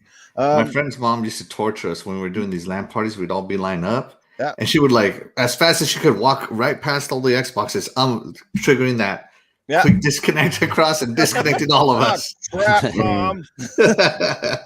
Yeah, the memories we have of the OG parties with Halo 2 in specific, because a game, like I said, it was kind of built for it. It was a testament of Xbox Live, and the rest is history. I mean, largely part where we are today is largely due to Xbox Live and Halo 2. So the grandfather, I will call it. I mean, Halo 1, sure, it was the one that got the ball rolling, but Halo 2 was the one that literally hit the home run. It knocked it out of the park. My second game, Conquer, Live and Reloaded. We did see Conquer on the N64, but this was a transitional phase. This was like the first time that Microsoft, they just had recently bought Rare.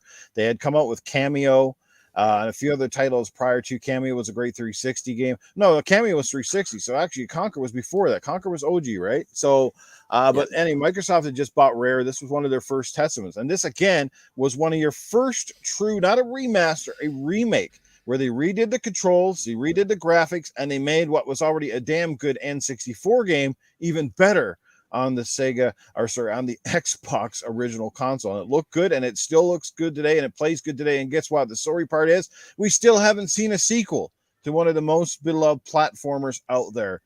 Maybe because it's a more of a rated M kind of experience, and people are afraid to touch a cute character with a foul mouth, so to speak, and beer in hand. Which I hope somebody does bring it back, please. Please, if you're listening, bring back Conquer. I know Luke's favorite part of that game is the poop song. Oh my God, the poop boss, man. I mean, when had you played anything like that, right? I mean, it's just so. I mean, it's just. But the N64 was good. But if you go back and play the N64 one now, which is the one that they included on the Rare Replay, which is odd enough, instead of like the Live and Reload. Although Live and Reload is back compat, by the way, for people, and I have it.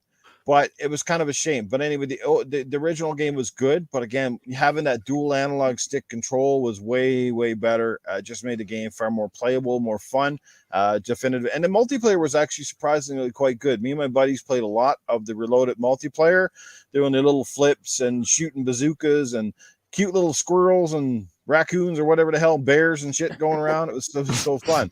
And lastly, and Happy Cloud Gamer actually beats me to this in the chat. It was Chronicles of Riddick Escape from Butcher Bay, a game that wasn't even technically possible, he said, on the PS2. Perhaps it was, but it probably would have looked like absolute ass. Remember Splinter Cell Chaos Theory? Looked and played like ass on the GameCube and the PlayStation, but it was amazing on the Xbox. Because those consoles didn't have the same kind of texture filtering and lighting and stuff like that. So they actually had to redesign some of the levels a little bit on the PlayStation 2 and the GameCube to make that game run, apparently. So that was my tops, man. Chronicles of Riddick, again, another game that needs a sequel. Where is it? Come on, people, make a game people do want this game. I hear people in the community all the time want another Chronicles of Riddick. Please bring it. It was amazing. Vin Diesel, get on that, bro. Get on that. Get that shit out Family. there. Remember, We need a he's good on game. Arc too. You know, I mean, and the studio that made it is still going. Starbreeze, they still make a few games today. It's just amazing they haven't reprised that game. And I think it would have amazing. That's the one thing it was missing. It didn't have a multiplayer. Even the Dark Athena game, which came out for the 360, they remastered the original game. Then they made Dark Athena, and made it a 360 title, and still never did. I don't think it had the multiplayer at all. So it would have added some longevity to an already great game. So there you go. Those are mine. And can't remember how amazing Doom 3 looked on the OG Xbox either, since we're talking about shooters. Remember that Did one? you ever get to the last boss? Damn. No, I only played the game a little bit, but I just remember how if the last boss was made for you, maybe you should YouTube it. Yeah? Oh yeah, the last boss was made for you. You should definitely take a I look. will have to YouTube the last boss of Doom 3. Oh boy, I can only imagine. I thought the worst boss I've ever seen was the House of the Dead Overkill on the Nintendo Wii. You guys ever play that and get to the last boss? No. Oh my god. Let's just say 100-foot old naked lady. Oh, Yeah. Nice. Pretty Well, if you've ever disgusting wanted to boss. see somebody with goat legs and devil horns with a lady body, Doom 3 is made for you. That sounds like my kind of lady. Oh, shit. All right, so there we go. There's our top games right there. Like I said, we're about halfway through the show. We don't have any special segments today. Let's just kind of move gears. Let's switch gears a little bit. OG Xbox, it is what it is. Amazing memories right there. And we can't really celebrate the 20th without really going back to the beginning, because that really is, like I said, if Xbox and their commitment to it. And you know, it's amazing. I can't wait to watch the documentary, because you listen to those guys too, like Seamus Blackley and the guys who are the grandfather of this thing in. There's a lot of stories, or like crazy stories, like how this thing got pushed and it was never meant to be. And there's so many just crazy stories. I remember that the dev kit that they had too, that people still say to this day they would like the console to look like that. Remember the big X? Yeah, the big sheet metal X. Yeah, the big sheet metal X and all that kind of stuff. It's just absolutely craziness. So there's a lot of. I can't wait to watch that documentary. Hey, shout out to Mike Mullis. He has an Xbox dev kit. Yeah. How about that? Let's also give a shout out to guys who made Xbox great too, and that comes from a lot of experience. Remember Peter Moore, people. Peter Moore was a big part of the success of that Xbox, and as well as Steve Ballmer, who's very aggressive nature, kind of ushered that stuff in. They had a lot of head honchos back then. It really spoke for the brand, because back then they weren't afraid to push the buttons. They weren't afraid to come out and be ballsy. Like, this was a very aggressive Microsoft that kind of went a little bit flat during the Xbox One era with a lot of changeovers. It seemed like the mission or the goal was different. But man, that OG Xbox team, hell, man, that no offense, they were cutthroat, man. They were cutthroat. They were not afraid to flex their wallet, man. Yeah, but they were coming at you, man. They were coming at you. So they were awesome back then. Oh yeah, remember The Rock as well, bringing out the OG Xbox. Right, yeah, that was a good one. Yeah. You smell what The Rock is playing. Yes. All right, but anyway. Let's move along. Xbox 360, Xbox's biggest era. Yes, this is the one that really got the ball rolling. This is the one that kicked that sucker down the hill, gained momentum, and then shot right out of the park.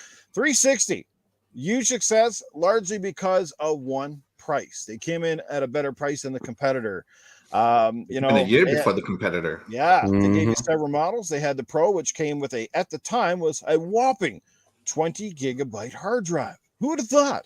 And then they had the arcade unit for those who wanted to save a little bit of money and perhaps didn't have as many games. And back then, you didn't need large file sizes, because games actually came on the damn discs. They weren't just DRM codes. They were on the disc.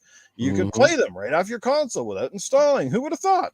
But a lot has changed since then. Xbox Live evolved into something amazing. It already took a good structure. But boy, remember the first time you booted up your 360 and we saw the blades? And you could create your avatar, which did not exist on the OG Xbox. Avatars, yeah. Avatar store, the face plates. to mention a customization of the console, unheard of. Faceplates, which were huge, they took away that. Like Xbox 360 was almost so ahead of its time, it was so stupid. You know, then the PlayStation 3 came out. Well, we're not here to talk about PlayStation, let's talk about the 360. So let's talk about our memories of 360. Again, going back to Eternal Shaddai, what do you remember about the 360, the games that you played first, and what are your top games? My goodness, when the 360 was announced, what I remember was I went to GameStop, and the first thing that you actually see on the display was not only the console, but King Kong, how great it looks for the launch, for the launch Yes. game. Yeah, Peter Jackson's King Kong. Yeah. Yeah, I'm like, my goodness, what is it? It was a huge leap, like a really huge leap, and It I was. was very surprised by how good it looks. When I had the chance, because the thing is that the system was failing so fast, and I couldn't get anything until I finally got the chance to get the system. My first game was pretty much Halo. It was Halo again. You know, that's the first thing that you want to buy. How we wanted it to see that next gen Halo for the 360. Yep. So that was pretty much, and that's when everything started leaping from Halo to getting even more serious. The first Gears of War. I'm like, how Gru's. I was very in shock on how good it looked. It was very different away from the Halo, how you dismantle your enemies with your chainsaw, how the mechanics of coverage from one to the next in a fast-paced motion. Also from what I remember for the 360, that's when even more people got the chance to connect to the Xbox Live. Now you got more people. Halo becoming even bigger with dedicated servers that it was unheard of. At that time, I wasn't too much of a I never been a tech guy, but until my friend was like, "This is a dedicated," I'm like, "What's the difference between a dedicated and pretty much being free?" But it was quicker. You know, when you got login, it was a quick connect, and that was something revolutionary for me. You never got the chance to wait for your for people to join in. It was very fast. Now my 3 games for that game, pretty much Halo, Gears. Let me see. I know it was Halo 3 during that time, but I was playing really. Oh, there's one game that I actually love, Dead or Alive. No, I'm not talking about the game, the fighting game. I was actually I was talking about Extreme Beach Volleyball. Oh yes, the physics model. Yes, The Vista views were amazing in that game. Yeah, so I really got into that thing. That game had water physics, water droplet Eternal physics. Shaddai is going to say, and he never won a game of beach volleyball the whole time. He kept, he was a bad setter. Just a quick Extreme Beach Volleyball was an OG original Xbox game, by the way. That's right. But the way it looked after jumping into because I never played that on the OG like you said, Paul. But I started more into the 360, and I never expected a lot of water. You didn't expect your game to have TNA. You didn't expect your game to have TNA. Well, yeah. Yeah, pretty much. The water droplet physics, I'm telling you. Yeah, pretty much. Not only that kind of. There was some other way of jiggles, but okay. But it was actually, I really got into that. So not for nothing, it was pretty much those games that, like I said, I wasn't expecting for me to play that Extreme Beach Volleyball, but it really got me into it. So And that's when Shaddai found out he didn't want to play sports anymore. That's what happened. That lets you know when puberty starts kicking in. Yeah. Mom, can I put my Xbox in the bathroom? We're gonna No. Should I was like, why is it when I play Xbox, my third joystick always comes into play? Yeah, that's the one for setting up. No, but no, I really had a lot of. I had a lot of memories on the 360. A lot of games, a lot of JRPGs during that era. I'm like, wow, that's when I start playing Magna Carta 2. And that was one of them really good JRPGs that, it got me really hooked up on. But for me, those are the three. I know it was Halo 3, Gears 1 when it actually released, and it was Dead or Alive. So Extreme Beach Volleyball. Then after that, I got into the Star Ocean, the Infinite Undiscovery, Start Magna Carta 2. There was a lot, and not for nothing, but that era was longer because it was 10 years. It used to be 5, so that was the longest era for gaming. So what about you guys? What do you think, Axel? What about you? Other than Extreme Beach Volleyball. Yeah. Did you have a bottle of lotion? Did you have a bottle of lotion and tissues next to your Xbox the whole generation? Actually, it came with Dead or Alive. It said Extreme. Oh my god! All right. So the Xbox 360, I jumped early on the Xbox 360 bandwagon. I never got to play into the faceplates. I didn't. I know that people loved them. Everybody I knew had a different faceplate, but mine always had the OG faceplate on it. I thought the lines were smooth on it. It looked good. Like the design was much better than the big bulky little Xbox that it used to be. Right. Now it was the X curves. But man, the introduction of avatars, man, you want to talk about somebody that was into his avatar. Like I cared. I had a personal relationship with my avatar, man. I cared what clothes he wore. I cared what outfit it was. I would, when they started selling outfits, I bought outfits for him. Man, Xbox got me with the avatars. And then even better with the avatars was the fact that you could put them in games. You could put them in racing games, kart racers. You could put them into Guitar Hero. I remember that one. Right. Like not only could you make an avatar, but you could put your avatar into games, and that was awesome. I love the avatars. The maturation of Xbox Live over into the Blades, the coming of Xbox Live Arcade and Summer of Arcade games, downloading games finally was quick. And for the first time ever, holding wireless controllers without having to buy wireless controller accessories. That was huge. No more wired controllers for us. Yeah. That in itself, they got rid of the memory. Well, no, I guess it still did have memory cards. No, the memory cards were still there. I didn't ever get one. I don't ever think I ever saw one. No, nobody I knew ever had one. I did. The interchangeable hard drive, so you could just pop it out, buy a new one, and put it on there to expand the memory real fast. The connector is very similar to the connector the Series X is using right now. Project Natal. Yeah, the Kinect. Man, I was so much into the Kinect. I love the Kinect. Just walking into my room, coming in after work, and just literally saying Xbox on, grabbing my controller on my couch and just getting straight to it. I thought you were going to have a communication. Power or anything. I didn't know you were going to have a talk with Milo when the Kinect came out. Yeah. No, it was something. And of course, it continued the tradition of Xbox Live and playing with your friends and making more friends. And I feel that this is when gaming also matured from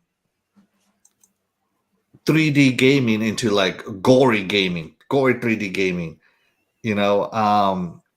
The games are just more adult oriented. Like when they said blood and guts, they literally meant blood and guts, The games in it were fantastic. The support from third party was great. Like Xbox 360 was the place to play. during that generation.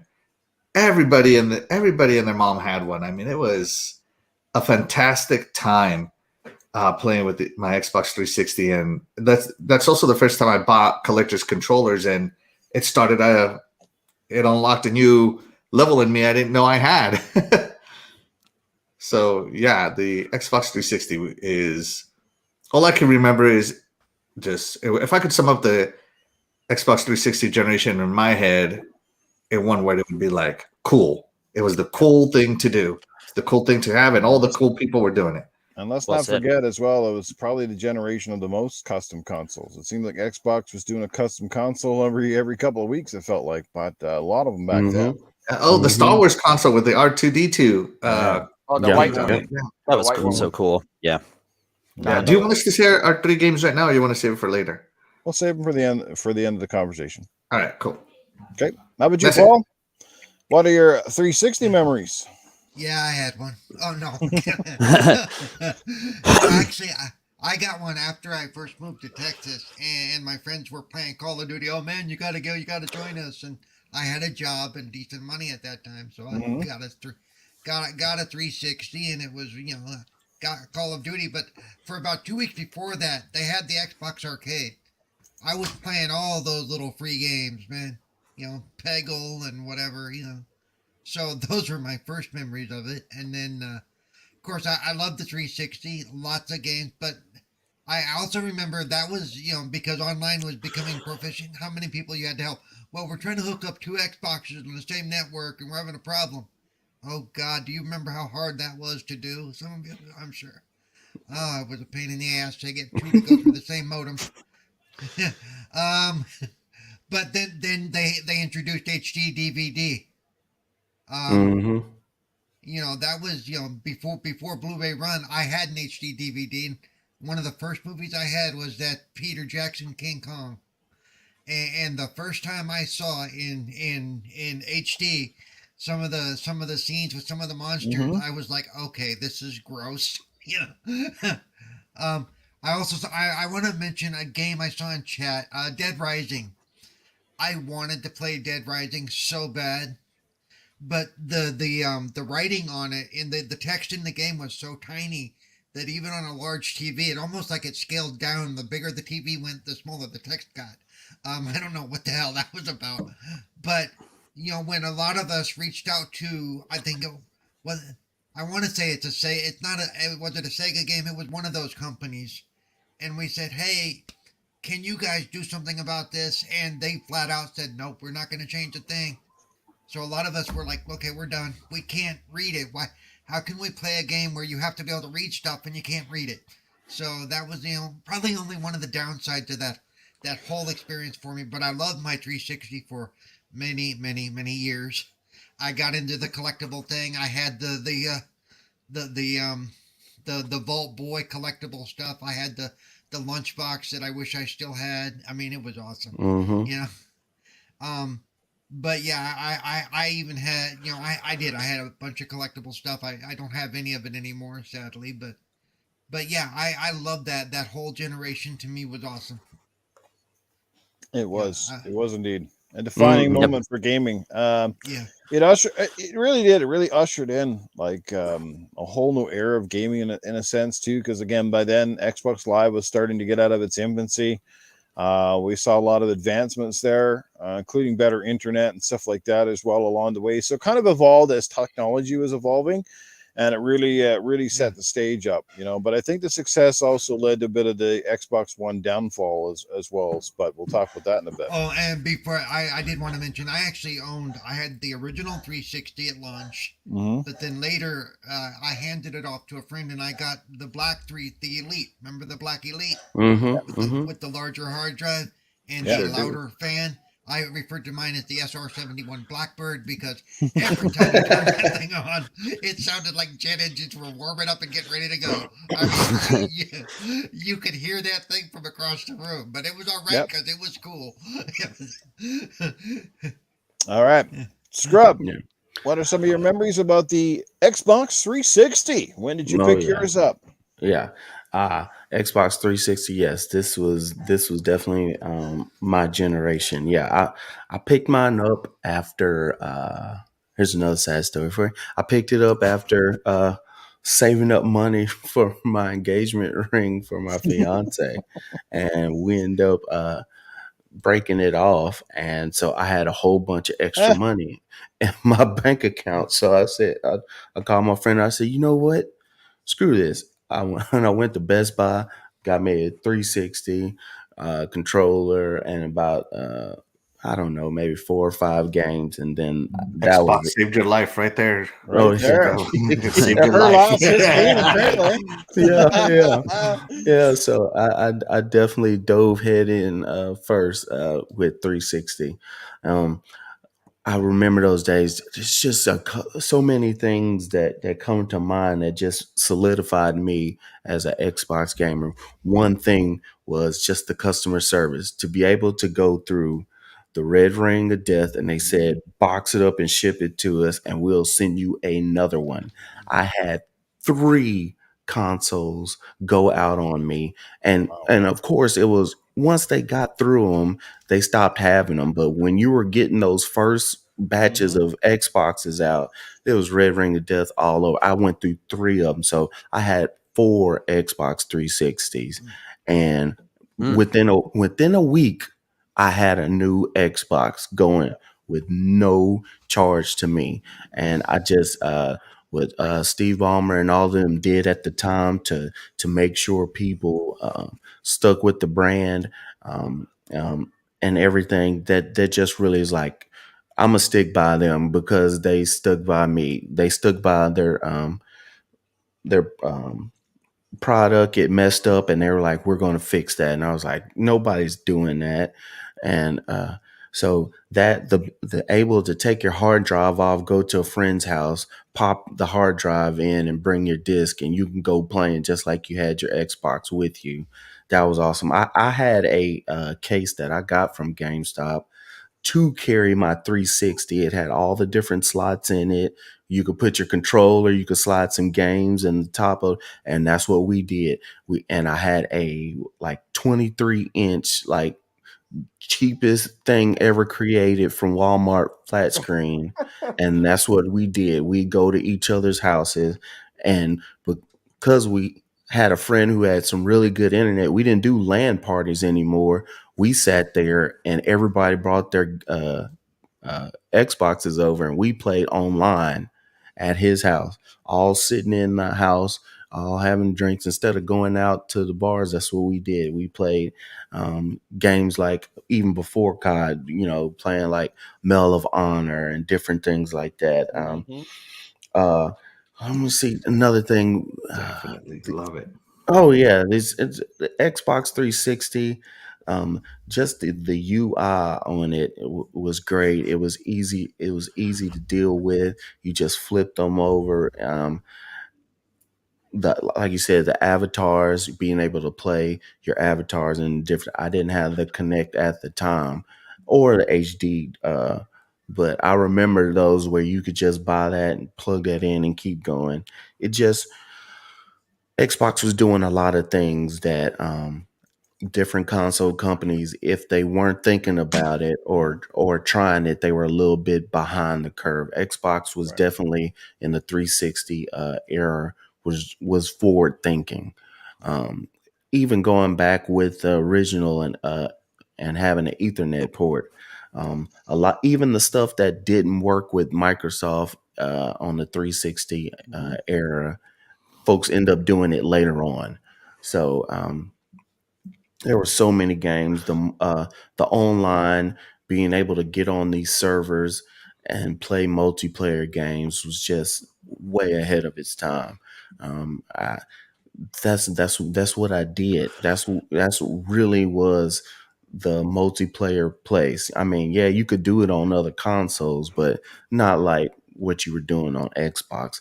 That's why you had stuff like they had the not the rights to Call of Duty, but I The can't get the advertising. word, the Yeah. advertising rights, Market. And the because Call of Duty, everybody was playing it, and that was the best place to play it with the online situation with Microsoft and Xbox, and that solidified me as a shooter. That's what we did all day long. Like a lot, I have friends that go, "Man, your gamer score, it really isn't that high." I was like, "Well, for like 15 years straight, that's all I did was play online multiplayer shooting Right. games. Yeah, Right. I didn't play Yes. any. I Yeah. did not play anything else but shooters. I played NCAA football. Then I go to Madden, and then a couple of other games. And those couple of You other games, casual. yeah, those couple of other, yeah, those couple of other games was Halo and Gears. Yeah. So, throw in like a Project Gotham Racing or something like that. But those were the games back then. If you wanted to shoot somebody in the face and talk crap, you were on Xbox. So yeah, those Oh man, the were the games. Xbox Live. I remember that the Xbox Live lobbies where you could Yeah. just preload into it, Oh yeah, talk talking all so your much trash. Oh man, Mhm. that was the wild west of online Mm-hmm. gaming. I've never had. I forgot So I about mean, that, Scrub. yeah, Yeah. I was in my 20s, but even then you had little 11, 13-year-olds saying the most horrible things ever. This was About your mom. yeah. You think stuff was toxic is toxic now. Yeah. Back in the Wild West days, Oh. 360 online multiplayer, Yeah. it was horrible. Oh It yeah. was horrible. Yep. Yep. Yeah, it was really bad back then Yeah. before the internet security and everything else sort of upped its ante, I guess you could say, and people start calling shit out because it was pretty bad. You had It to was have some really bad. serious tough skin back then. Yeah. Yeah. Mhm. Yeah. Mhm. Well, because back then you were also getting, you were getting real life threats and stuff, and people were, tracking each other down. Mhm. The, Mhm. the, Yeah. the Yeah. downside of peer-to-peer play, I'll tell you that right now. Yeah. I'll tell you what, Great- it great never stuff. stopped me from talking about someone's mom. But just before we get to Doggy Dog, this is the one thing. There's a couple things about that generation as well. It wasn't just the console, but it was also like we're also coming into the HD era as well for the first time. And finally seeing games, in 720 resolutions. And at the time, we didn't think a whole much of it. Now, everything today is about frames and resolution, this, resolution, that, and then this crap. Like, that's what I miss as well. Gaming was very pure during that generation because the internet hadn't evolved to the point where YouTube and social media were dominating, like, the outside aspects of our gaming experience. It wasn't as much influencers and different things. So it was pure, pure gaming. You either had great games or you didn't. Enough said. Magazines were still hot back then. Everybody had a publication. I remember how many, there was probably like 6 or 7 magazines I could find on the shelf. You know how many magazines I can find on the shelf today? Zero, nada, nothing. Now I can't even find Xbox, official Xbox. Apparently they still make it in the UK, but not over here. That's kind of weird. Right. I know my magazines are like the rest of me. They're antique and going out of style. But I miss all that stuff, and I remember because that was the first time I bought an HD TV, and I thought, my God, how good does my games look? My nephew was playing on an old CRT TV, right? And I'm like, dude, you can't experience this Xbox at its best until you get like an HD TV, an LCD or whatever, right? Because his games look kind of blurry and grainy, and I'm over here with the LCD, and it looked fantastic. And it wasn't that big. I think it was a 32-inch that I bought at the time. It was just like a cheap brand, but it was a pretty cool TV for then, right? So like all those little things itself, like were ushered in during that generation. And I just kind of miss it to a little bit, like just pure gaming evolved, but to a certain point. Outside of obviously people's attitudes have evolved more, or at least I hope they have today.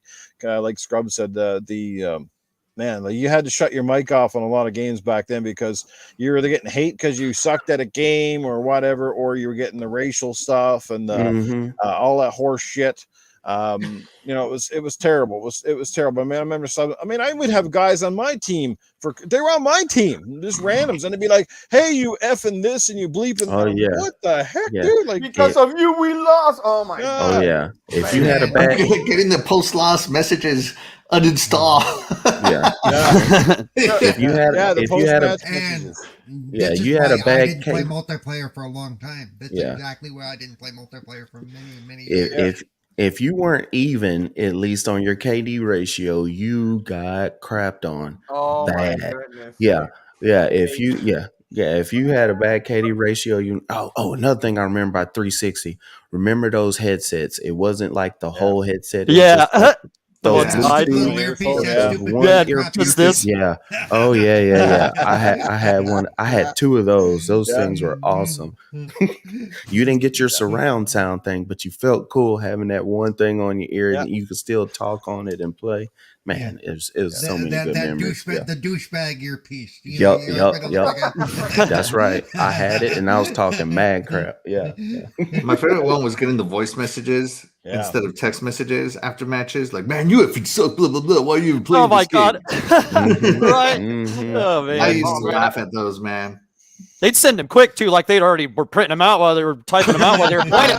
Boy, those things came quick. The instant the match was over, I had messages. I bought a chat pad. My God, that was an evolution alone. Because like trying to do it with the controller, do that keypad, you're like, oh, it's taking forever. And I got the chat pad on. Yeah, I still have mine. Yeah, I miss it. It's awesome. Because it'd be on the screen, it'd be like game over. Ding, ding, ding. Oh, son of a bitch. Shit. Oh, Good the days, man. Unbelievable. Great memory. I was sick and tell by the look on Doggy Dog's face, he might have skipped the OG Xbox, but something tells me he was there for the 360. He was probably talking trash too, is what he was doing. Yeah. Oh no, I wasn't talking no trash. I was the one getting those messages. Like, you suck, man. You can play this stuff, man. But I'd still play anyway because the 360 was my first taste of online gaming. It was great to me. You got to give Xbox credit for that. It's to me, it seemed like I remember when the PlayStation thing crashed for 3 months or whatever it was, and I'm the only guy in town that has my Xbox, and I'm playing the Call of Duty, and they're so jealous and this and that, So that their online looked great. A lot of things you guys touched on the UI, like Scrub Nurse said. I love the way that was. They always messing with it, but they always made it better. I thought that was great. The avatars, I still use mine for my picture here. Even I even got him dressed up in the little Xbox Forza shirt and stuff. So yeah, I love the avatars. I also thought it was cool on the 360 how you could take your CDs and burn them onto the hard drive, and then you could use the music in your games. Yeah. Mhm. That was cool. I don't even think you can do that on any of the ones now, right? You can't burn your CDs in there, right? Like, because they want you to buy digital, I would imagine. But that was cool about it. Your Shaddies? What are those? What's that? Your CDs? What are those? Yeah, okay, yeah. One of the things that came out with the 360 era that I'm still addicted to, man, you guys, but anyway, makes me spend a lot of money is the achievements, man. Yeah, I love the achievements. Got to give Xbox the love for that. The achievements. I said I still haven't got over the addiction of getting so many thousands of gamer score a month, and it's such a waste of time, waste of money, whatever. It's just addiction. I love that. The first time that I had the 360, I got my 360 and I heard that boop noise. I was like, what is this? I looked down there, it's got points and it says the name of the achievement or something. It's like, wait a minute, man. I get points for doing certain things in the game. I was like, what if we'd have had this all the way back from the NES day or, the televisions or Ataris or whatever, you know what I'm saying? So, definitely that was cool about it. And then, a lot of money for pixels. Yep. And now it's the diamond chime that I look for. The diamond. Oh yes. Yeah. The Right. diamond. That was It's great. the Yeah. greatest sound ever. Yeah. The rare achievement. I do love that too. Yeah. That was great. But yeah, to that. Yeah, and like you guys were also saying, before it seemed like the cooler place to play online. I remember the Call of Duties. The DLC packs always came out 30 days earlier, right, than the PlayStation. So all my guys would be over here watch football and stuff, and I'd have the DLCs 30 days earlier. Like, oh, it's so cool. Xbox still sucks, but and yeah, they did. They really tried. They had better marketing and everything back then. They stuck their head out there, and they were really, even though they're doing great, they've turned it back around now too. But yeah, they had a lot of the Kinect was a great idea. They tried a lot of great things then. So, and a lot of them stuck, and some of them didn't. A lot of them have been copied by other devices now. So, but yeah, my brother, and the best thing, my brother actually gave me the 360 for Christmas, right? And he gave me that with a set of Rock Band. A whole set of Rock Band instruments, right? That was the best. Yeah, right. That was great. Yeah, and a whole sack of games. Like there's all kinds of games in the SAG, right? But Mhm.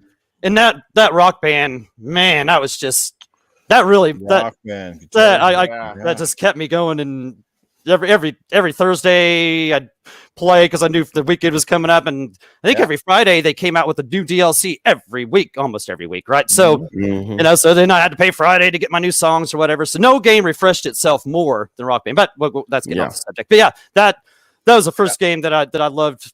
And then all those Saxa games that had Gears of War in there, Bad Company 2. I go on and on. But yeah, the 360, there was so many great things you guys touched on a lot more. I might no point me going over all of them again. But Well, yeah, once I went That's Xbox 360, there was no going back. I've been in the ecosystem ever since. Right. And that's just what I love. Nothing against any of the other ones. Just I love it. It drew me in. I'm staying here. Love it. Mhm. great. Awesome stuff right there. Like I said, I'll try to keep mine quick and I'll get it to the point. So great experiences from everybody here. I started out, I remember quite vividly. Again, being a big fan of OG Xbox, I was already invested in Xbox. I couldn't wait for the 360. When I heard about it and saw this thing in the magazines and stuff, I knew I had to have it day one. Now, the game that convinced me to get it day one wasn't Halo, wasn't Gears. It was Call of Duty 2, a launch title on the 360. And I remember playing the Call of Duty games on previous hardware generations, and it never looked anything like what we saw from Call of Duty 2 from Activision. Unbelievable game, just a pure shooter at heart, no BS, no perks, no whatever to go back. But that game sold me on 360. I was like, well, this is what we can expect from this generation. I am sold. Like, this is some, again, at the time, next gen stuff. I bought my 360 at Walmart. I couldn't get the Pro model. This is back before pre-orders and all that stuff. This is when you had to stand in lines and fight to get one and hope that they had enough consoles in stores to meet demands. Like I said, long before the evolution or whatever that we have today. And let me see. I think I think Scrub's got to go. I think, guys. So make sure that you it's a 2-hour mark, and he has to go and do his thing. I forgot to do his outro, but that's all right. Just check all the links are down below, so make sure you check out Scrub Nurse and catch him on the next show. And you can find him on Wednesday nights as well when he's not doing this one with Gaming Beyond the Box. So thanks, Scrub. We look forward to playing you in Halo Heroes soon. But finishing off, I have my 360. I can't remember the exact price, but I remember it was expensive. I had to buy the memory card again because there was no hard drives at the time. They were a bit of a shortage on those. They didn't even have one in the store to sell because you could buy them separately, but they had none. Yeah. So and they were pretty expensive to buy back then. While they're all memories always seems to be expensive, it really hasn't changed. But back then, a 20 gig hard drive was big. I remember how long it took to even fill that hard drive. I don't think I ever did. I think because, again, most of the games were on the disc. I never installed them unless absolutely necessary. And that was usually in the later generation when they asked you to install some of those double disc games in order to get just, I guess, better textures or whatever they had going. They asked you to install the games because they just ran better if you had them installed. That sort of thing. So that's what we had to do. I remember Mass Effect 2 or 3 that came with the 2 discs? It did. 2 did, I know, right? I have to go grab it. 3 did for sure, but I can't remember if 2 did. But there's so many great games that stand out to me on that generation as well. So we'll talk about our favorite games, but that's what I remember. Again, and the evolution of the controller, 360 controller, to this day is still regarded as one of the best controllers ever. They had that button where you could go to the dashboard. We had the blades, we had the avatars, we had an evolution of Xbox Live, HD era as well, coming in with the high screen LCD TVs, that sort of stuff. There was just so many things that evolved through 360, and they were doing a lot of things right during that gen. Outside of the Red Rings of Death, which is a topic all on its own, which nearly almost swamped that system. It's a testament how good it was, because most people that had Red Ring never gave up on Xbox. Didn't say, well, I had a Red Ring of Death, this thing is a piece of crap, and never went out and bought another one. Heck, most of us had 2 or 3 or 4. That's largely because Microsoft was good enough to eat that cost and gave people another console, keeping the faith, as you will, because they knew that it was going to cost them more in the long run if they wanted to stay in gaming to not do right by their fans than it would have by just sucking it up, admitting they had a problem, and then rectifying it, which they did in later console iterations. The console that my first one was the arcade unit, as they call it back then. It lasted about 16 months. I remember this vividly because Gears of War had just dropped on the Xbox, and I bet you I played all of couple of hours of it, and guess what happened? Red Ring of Death. No. I Oh, was man. pissed. I was Gears of pissed. War was the most demanding game at the time, so yeah, it probably heated the Yeah. hell out of that Xbox. And I remember back then I had a lot of disposable income because one, I had a job that paid me more than my other job, and two, I was living with my sister, which meant I had very low payouts. I basically was paying like a cell phone bill or whatever at the time. Like I didn't have that many expendables or expenditures is the word. Yeah. Expenses. So I had a little disposable income, and I went out immediately, and then I bought the arcade, or not the arcade, but the hard drive unit, and immediately started playing again. So and when I sent the other one in, while it was getting basically sent back, that was the one I gave to my nephew. I said, here, you got an Xbox of your own, and then that was amazing. Just spiraled from there. The other nephews in my house, they all bought one. So the total was 5 360s in my house. And we had LAN parties every couple of weeks. It was crazy, right? Because my sister has four boys. They were all at the time, like, they were 1 year apart from each other. So they all had a 360 in their bedroom. And sometimes when friends would come over, we hooked them all up in there and we play the lanyard. We play, obviously, Halo 3, Gears of War, Call of Duty, Modern Warfare 4, Call of Duty Modern Warfare 2. Those games were usually our typical staple games to play. But the 360 era, man, what can you say about it? They did so many things right outside of Red Ring. Their marketing, their ads.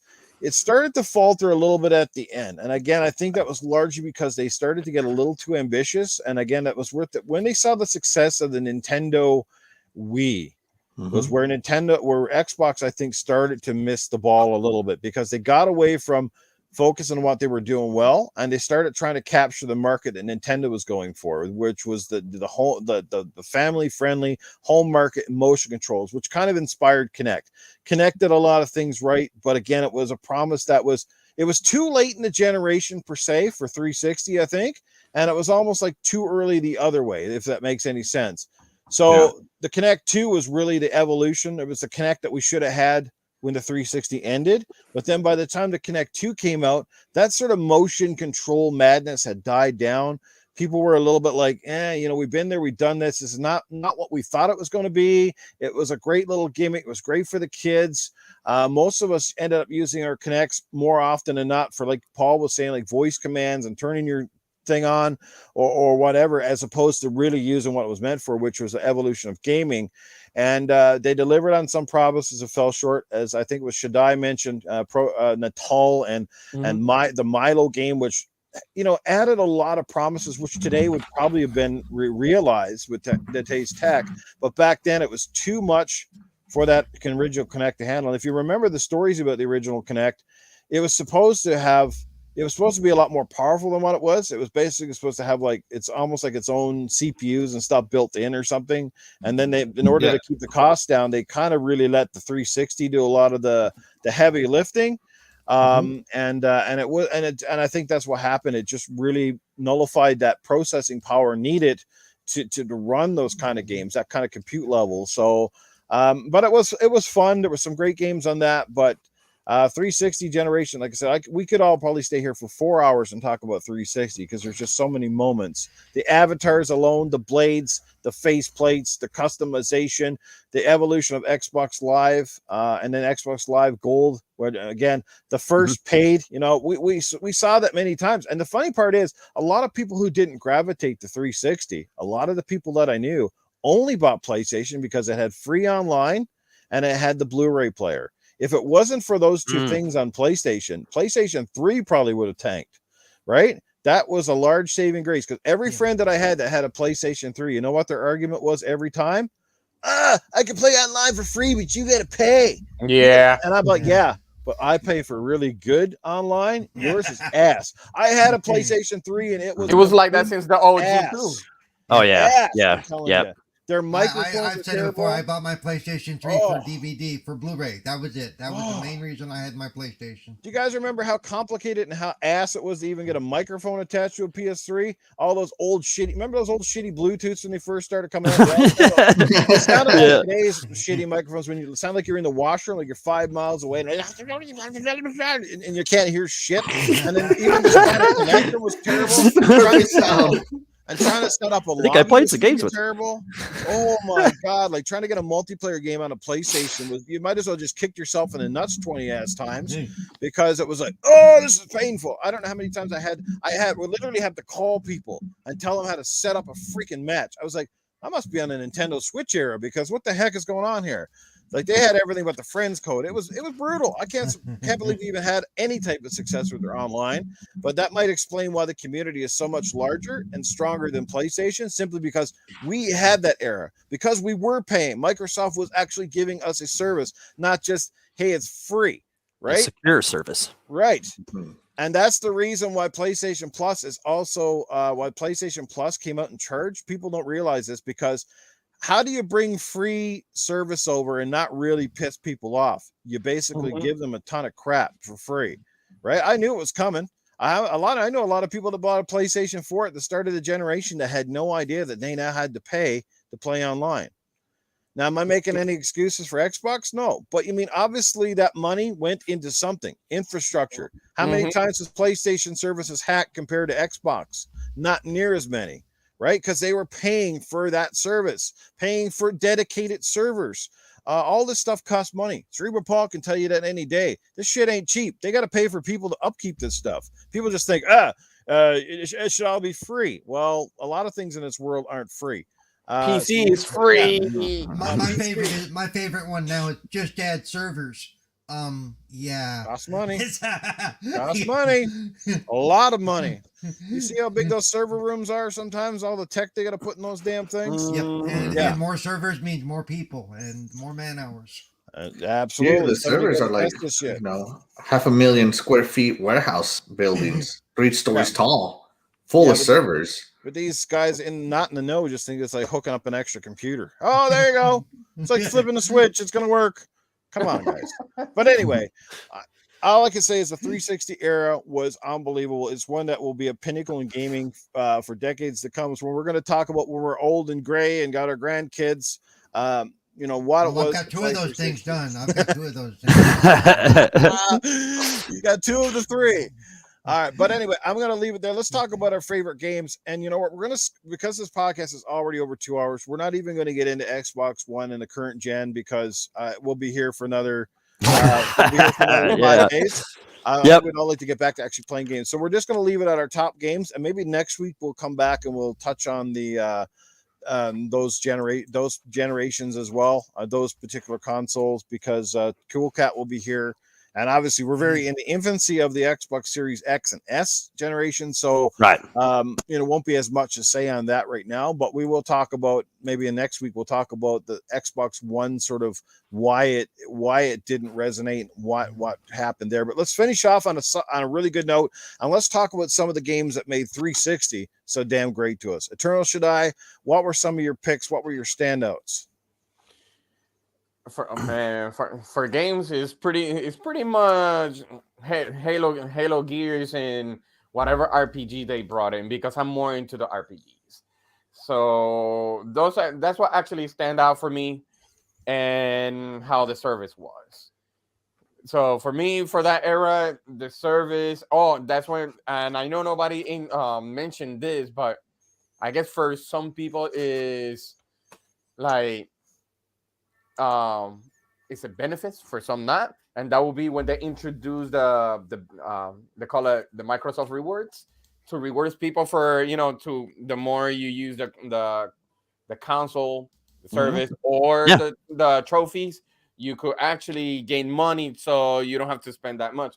For some, they will say that's a waste of time, but for some, when you're at work or you're on break time, just use your phone or whatever, do that, and you get your points, and you get your free games also. Free on top of free, if you were on Xbox Live, Gold. Yeah. And for me, it's pretty much that. It's just certain. It's just the services for the 360, the RPGs. It was a great era. It was a really great era. Um, there's some, when it came for the last year of the 360 era, I do have my my shares, but those are my my games that during the 360 eras. It's just all services. What about you guys? All right, let's head it over to Axel. What game stood out the most to you on the Xbox 360 generation? Well, Halo 2 ended on such a cliffhanger. The chief comes back and is like, "Oh, chief, what are you doing there?" And he's like, "Finishing the fight, sir." And I'm like, "No," And Halo 3 comes out, they have the perfect advertising. Finish the fight. And if you finish Halo 2, you knew that was it.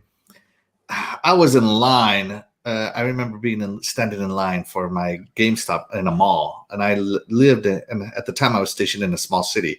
And this GameStop had a line going and I pre-ordered, from the inside towards the outside and wrapped almost halfway across the mall. Mm-hmm. And you know how big malls are, right? Mm-hmm. I mean, it was insane. There had to have been at least 1,000 people just waiting to get their copies of Halo. And having the launch of Halo was something else. People showed up in cosplay. And I remember getting my copy, driving home as fast as I could in my racing car at the time, because I was also into that. I was into racing cars. I bought a WRX, so I was going like 100 miles an hour going home down a school zone. But it's early in the morning. There was no school. Okay. And popping it in, not even sleeping. I just had to play this game and finish the fight. So Halo was. Did you? Of course, I finished the fight. Check the achievements. But Halo 3 is definitely going to be a pinnacle of Xbox 360, and because the multiplayer came in, and then the map packs came out, and I bought every single one. I was not going to be left out of matchmaking because of map pack restrictions. Mm-hmm. And then thank you for bringing that up, by the way, Axel. Huh? I said, thanks for bringing it up, by the way, because that was also one of the most frustrating things I found during those eras, too, is like so many people were left out in the cold because you didn't buy the map packs. And I don't know how many times you try to set up matches at your friends and be like, "Oh, no, can't play this, can't play that, don't have the maps." And it was very frustrating. Definitely. They finally got to the point, at least with some games, where if you didn't own the map pack, but the host did, it would download the map for you. Yeah. And you could use it for that game. Yeah. Mm-hmm. Yeah. Yeah. So that was a nice little nod and help. I'm going to give you 4 games, if that's all right, Newf. I know you want 3, but I'm going to give you 4. Yeah. So the second game is a game. So when I was deployed, this time I didn't bring my Xbox 360 with me. I was deployed, and I remember walking through the Connex and just kind of looking, and I see some guys playing with a plastic guitar staring at their TV. Mm-hmm. And playing a rhythm game, and I'm like, "What's going on here?" And I go and I peek, and they're playing Guitar Hero, and I'm like, "What is this game?" And man, I fell in love immediately. When I got back home, I bought every Guitar Hero. I spent easy $1,000 on downloadable songs. Between Guitar Hero, I believe at the time we had moved on to Guitar Hero 3, 4, and 5, and then Band Hero as well. Yeah. And you could pay. So like when the next iteration of Guitar Hero came out the year before, you could pay $15 to migrate all the songs that were included in the previous Guitar Hero into the new Guitar Hero. Mm-hmm. And I did. Activision got me good. They definitely gouged me, and I was there dumb enough to pay instead of switching disc. And to this day, I still enjoy Guitar Hero. That rhythm game, that rhythm play, the fact that it had the little strummy bar close to the strum bar, the whammy bar that if you shook it, you would get more star power during the holding notes, the ramping difficulties. I mean, it was a fantastic time. And again, you could play with your avatar. That was the best. Yep. The fourth game I'm going to give you is a game that I discovered in the second. Oh, shoot. Oh, no. You're roboting. Is my net going down? No, you're still I here. think You're so. good. You're good. Yeah, You're still good. here so far. Okay, sorry about that. The third game I'm going to give is a game I didn't discover until the second iteration, and it wasn't so much the story that got me, but it was a mode on Gears 2. And that mode, it's all I played for like a good 6 months. Me and my friends only played horde mode. Are you guys still there? Mm-hmm. Yep. Yeah. Uh-oh. And he froze. He's And he frozen froze. inside. Oh, he's back. Yeah. We got these freeze frame moments. Actually, I was wondering why you were making faces. I'll be back. and he's frozen. Oh, he said He's got the he said red he'll be rings of back. death. Oh shit! All right, well, we'll let him come back. We'll head down to Cerebral Paul. I just, it's crazy because Doggy, you brought it up again, Rock Band and stuff, and it's just amazing because it's like the 360 era as well. It ushered in so many different genres that we saw explode, and then they almost imploded right after. Right. Like Rock Band and Guitar Hero were like everywhere you went. Everybody Yep. was buying this, and you even get the whole instrument kits. Heck, they made a Beatles kit with replicas of the Beatles stuff. I remember I bought almost every Guitar Hero game, and I remember playing the heck out of them. I loved them. But then quickly as that it died, it was one of those weird anomalies, and that's funny. It's almost like like we keep saying, I wish they'd stop making Call of Duties because they're getting stagnant. It's like why didn't the public wise up to that though? When the public wised up to what they were doing with the rhythm games. So we're like, man, it's too many too fast. You're making way too many. You're coming up with way too many accessories and peripherals, and we got to buy this crap. I want to play your latest game, but I don't need another guitar, and I don't need this and that and something else. And just like that, almost died. They resurrected it to some degree, but it's never been the same. But it's just, it's crazy how that era of gaming gave way to so much, and then at the same time, it's like I said, it almost non-exists now. It's crazy. Well, I think part of that's just, it was something new at the time, something that hadn't been seen. Right. Anytime that happens, you're gonna get that flash in the pan reaction, Right. And how long that fire burns just depends on the product. I mean, I know some people still do Guitar Hero and stuff. Yeah, because there are still some songs out there and stuff that you can get. It's just not as big as it was. Right. Kind of like the Wii, right? Like if the Wii had a launch today, even say it was a next gen Wii, we probably wouldn't have the same effect, right?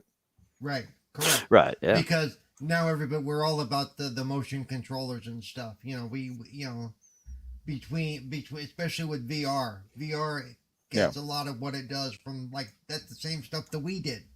Yeah. You had the controller, you moved it, and it reacted to it. So. And I could bowl easy 300 on the Wii, so Well, since you're talking, Paul, how about you? Favorite games, moments from the 360 era? With to be honest with me, and I've said this before, it's hard for me to sometimes differentiate when I got what, but I can say Fallout, the Fallout stuff, Morrowind on the 360. Some of it was amazing. Skyrim, how many hundreds of hours did I not only play it on PC, but I've turned around and played it on the 360, and now on the One, and then on the current generation. I still go back to it. I am almost any of the Star Wars games. I will say the Lego games, all of them. Yeah. Well, with the exception of the first Indiana Jones, which kind of sucked, but because it wasn't, to me, it wasn't as much fun, and they got into weird angles and having to jump it. They made it more of a platformer in some ways, and for me, that made it very difficult. But yeah, I gotta say the Lego games were a big change. And I thought those were, I spent literally probably hundreds of hours playing each of those as well, just because they're fun. So because like I said, especially during 360, I wasn't into multiplayer. I wasn't into being told how bad I was. I knew how bad I was. I didn't need it. So so for me, the 360 was for the most part a single player console for me.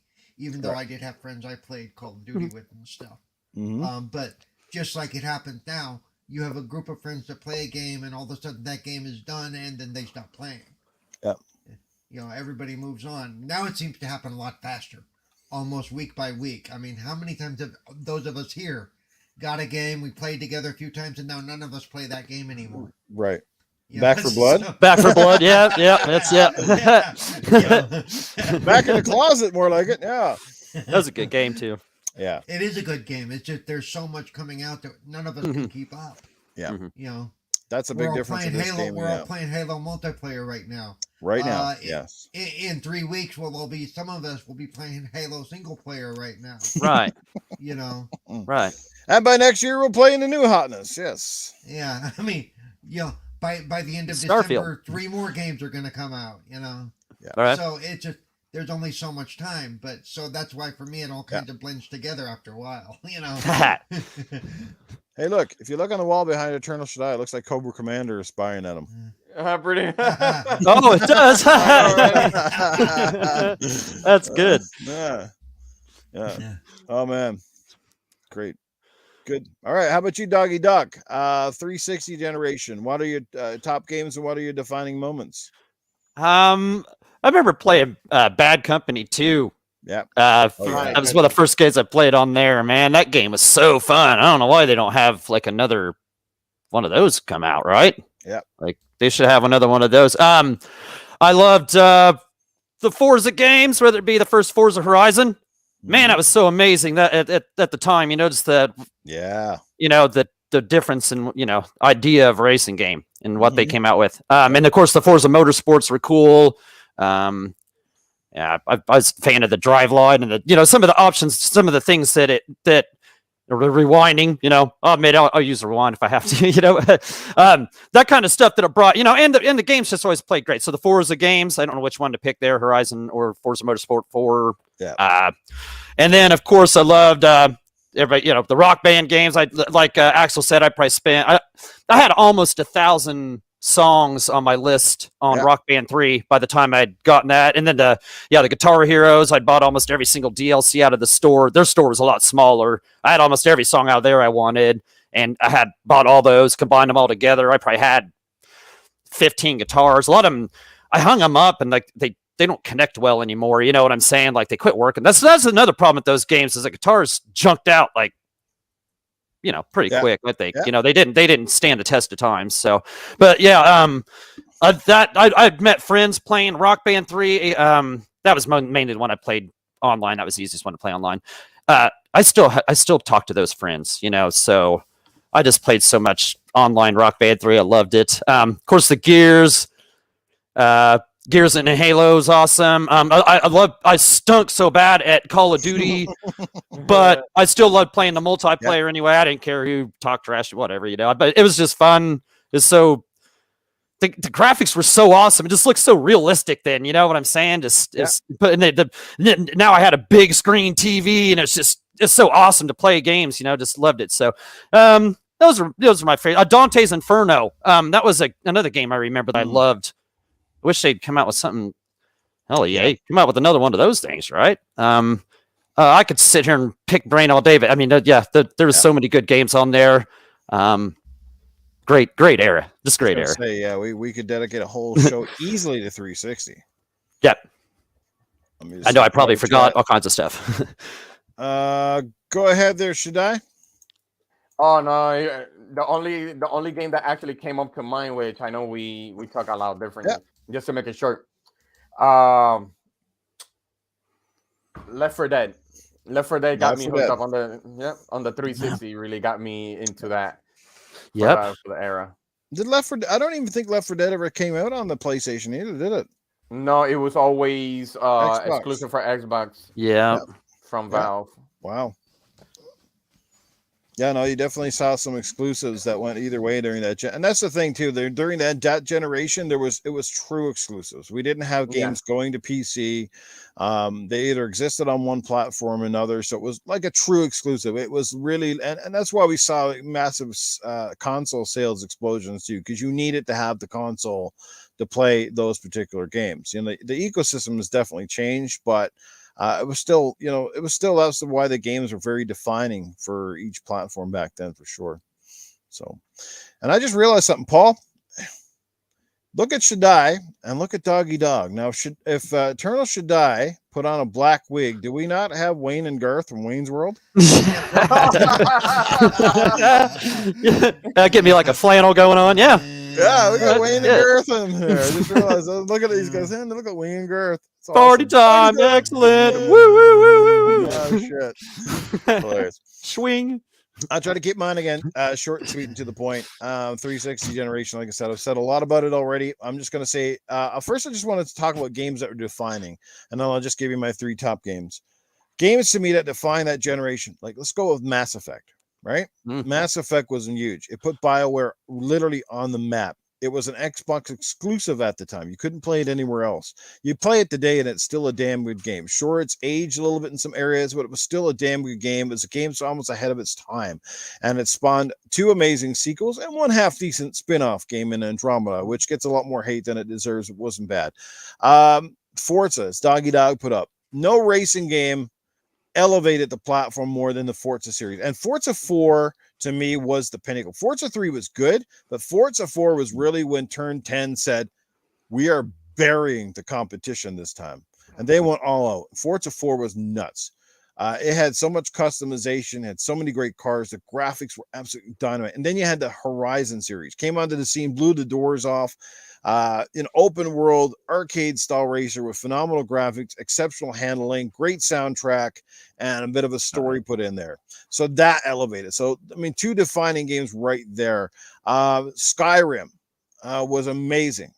This is Bethesda's pinnacle. I mean, Skyrim is so big and so popular. I mean, it's been on every platform multiple times. It's insane.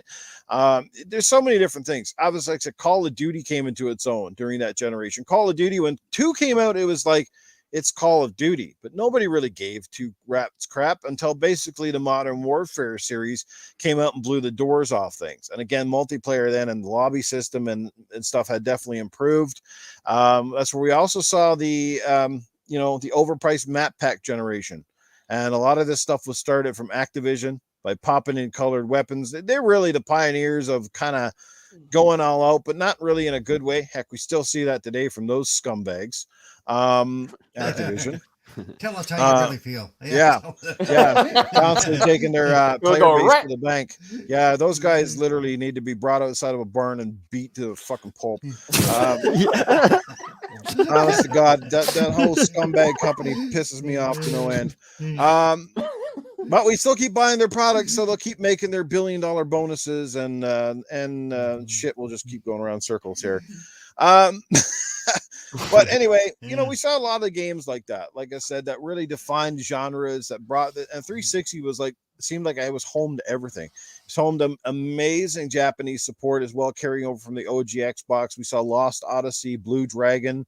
There was a lot of games. Like I said, Rare had some great stuff early with Cameo, and it's a shame we haven't seen like a sequel to Cameo, and we haven't seen like any more Viva Pinata games. It was an era of great originality and lots of new ideas being implemented. Like I said, the Rockstar, the Rock Band, the Guitar Hero generation, online gaming finally coming into its own with headsets and great lobby systems and stuff, and there's just so many things we could talk about that the 360 either pioneered it or it definitely evolved it, and it was such a great era overall and amazing games. I mean, almost every year after year, especially between 2007 to 2010, the amazing kind of content and games that we had were off the scale, just absolutely nuts. Multiplayer is great. What's crazy now in this today's game era, almost everybody has a headset. Like headset gaming is so common, but yet why is that I'm hearing less people in games anymore? What's going on? Anybody ever notice that? You get in multiplayer games, I don't hear crap. I don't hear nobody talk. It's like, does anybody have a mic or nobody use it, or what is going on? Why is nobody? I mean, when the 360 first came in, everybody was chatting. You go into multiplayer games, you could hear everything. Now it's like nobody's talking anymore. So what the heck is going on there? I don't know. But I just find it weird. Everybody's got a friggin' microphone. Isn't it because they're getting banned if they're gonna start cussing? Yeah. Because I know that was something that nobody can say nothing nice. Yeah, that could be it. But anyway, just to end off, top 3 games for me, quite simply. Like I said, Call of Duty 2 was a game that got me into it, but that's not it. My top 3, Gears of War. I said this story many times before. Gears of War saved my love of gaming. It was a genre-defining game. It was a game that exemplify what 360 was about. The attitude of Xbox is also exemplified. That just we're going for it. Great graphics, fantastic characters. This heavy, amazing looking game that still looks good today. Those are the kind of games you sit there and remember. So Gears of War number 1. Probably at number racing game for me was PGR 4. Project Gotham 4 was amazing. Can't believe they don't have a sequel to that, but I think we kind of have seen a sequel because it's been called Forza. Yeah. I just, essentially that's what it is. I don't think we're going to see PGR coming back because it's too conflicting. That's their flagship racer. Why would you compete against your own brand? Essentially, I don't know if there's room for that in the market. Would people even buy it? I don't know. It's hard to say. I would, but again, how do you differentiate? If you bring it back, it has to be different, right? It can't be just it's Forza with a different name. So that's where you run into the problem, right? And Forza, like I said, is their flagship franchise now. So I don't see PGR ever coming back, but maybe it'll at least make PGR 4 backers combat. I don't know what was Tomb Raider. The Tomb Raider resurrection of the franchise in 2013. Crystal Dynamics knocked it out of the park. I played the living devil out of that game, loved it immensely, and of course the remastered, revised versions were amazing on the Xbox One. So Tomb Raider, and I forget what the other one was I had before. But yeah, just been so many great games, man. Unbelievable generation. Kudos to Microsoft, like I said, for sticking with it through the Red Ring of Death, which nearly bankrupted the whole show, and just great games all around. Very fond memories. I mean, even Xbox haters secretly love the 360. What can you say? They did a lot of things right. They learned from the mistakes, and I think that's largely due to being sort of the underdog and coming in with that fighter's attitude. It's just like a sport. It's fight night. Fight night as well. Fight night showed us what next gen sports gaming can look like. Whew. I mean, everybody That remember game. the first time you saw Fight Night playing on 360 and you went, oh, now that's a next gen looking title right there. Holy mackerel. Fight Night Champion still holds up. Oh, still, that's what I'm saying. These games that still hold up. That is a testament not only to the developer, but just that kind of stuff is what I'm talking about, right? Just amazing.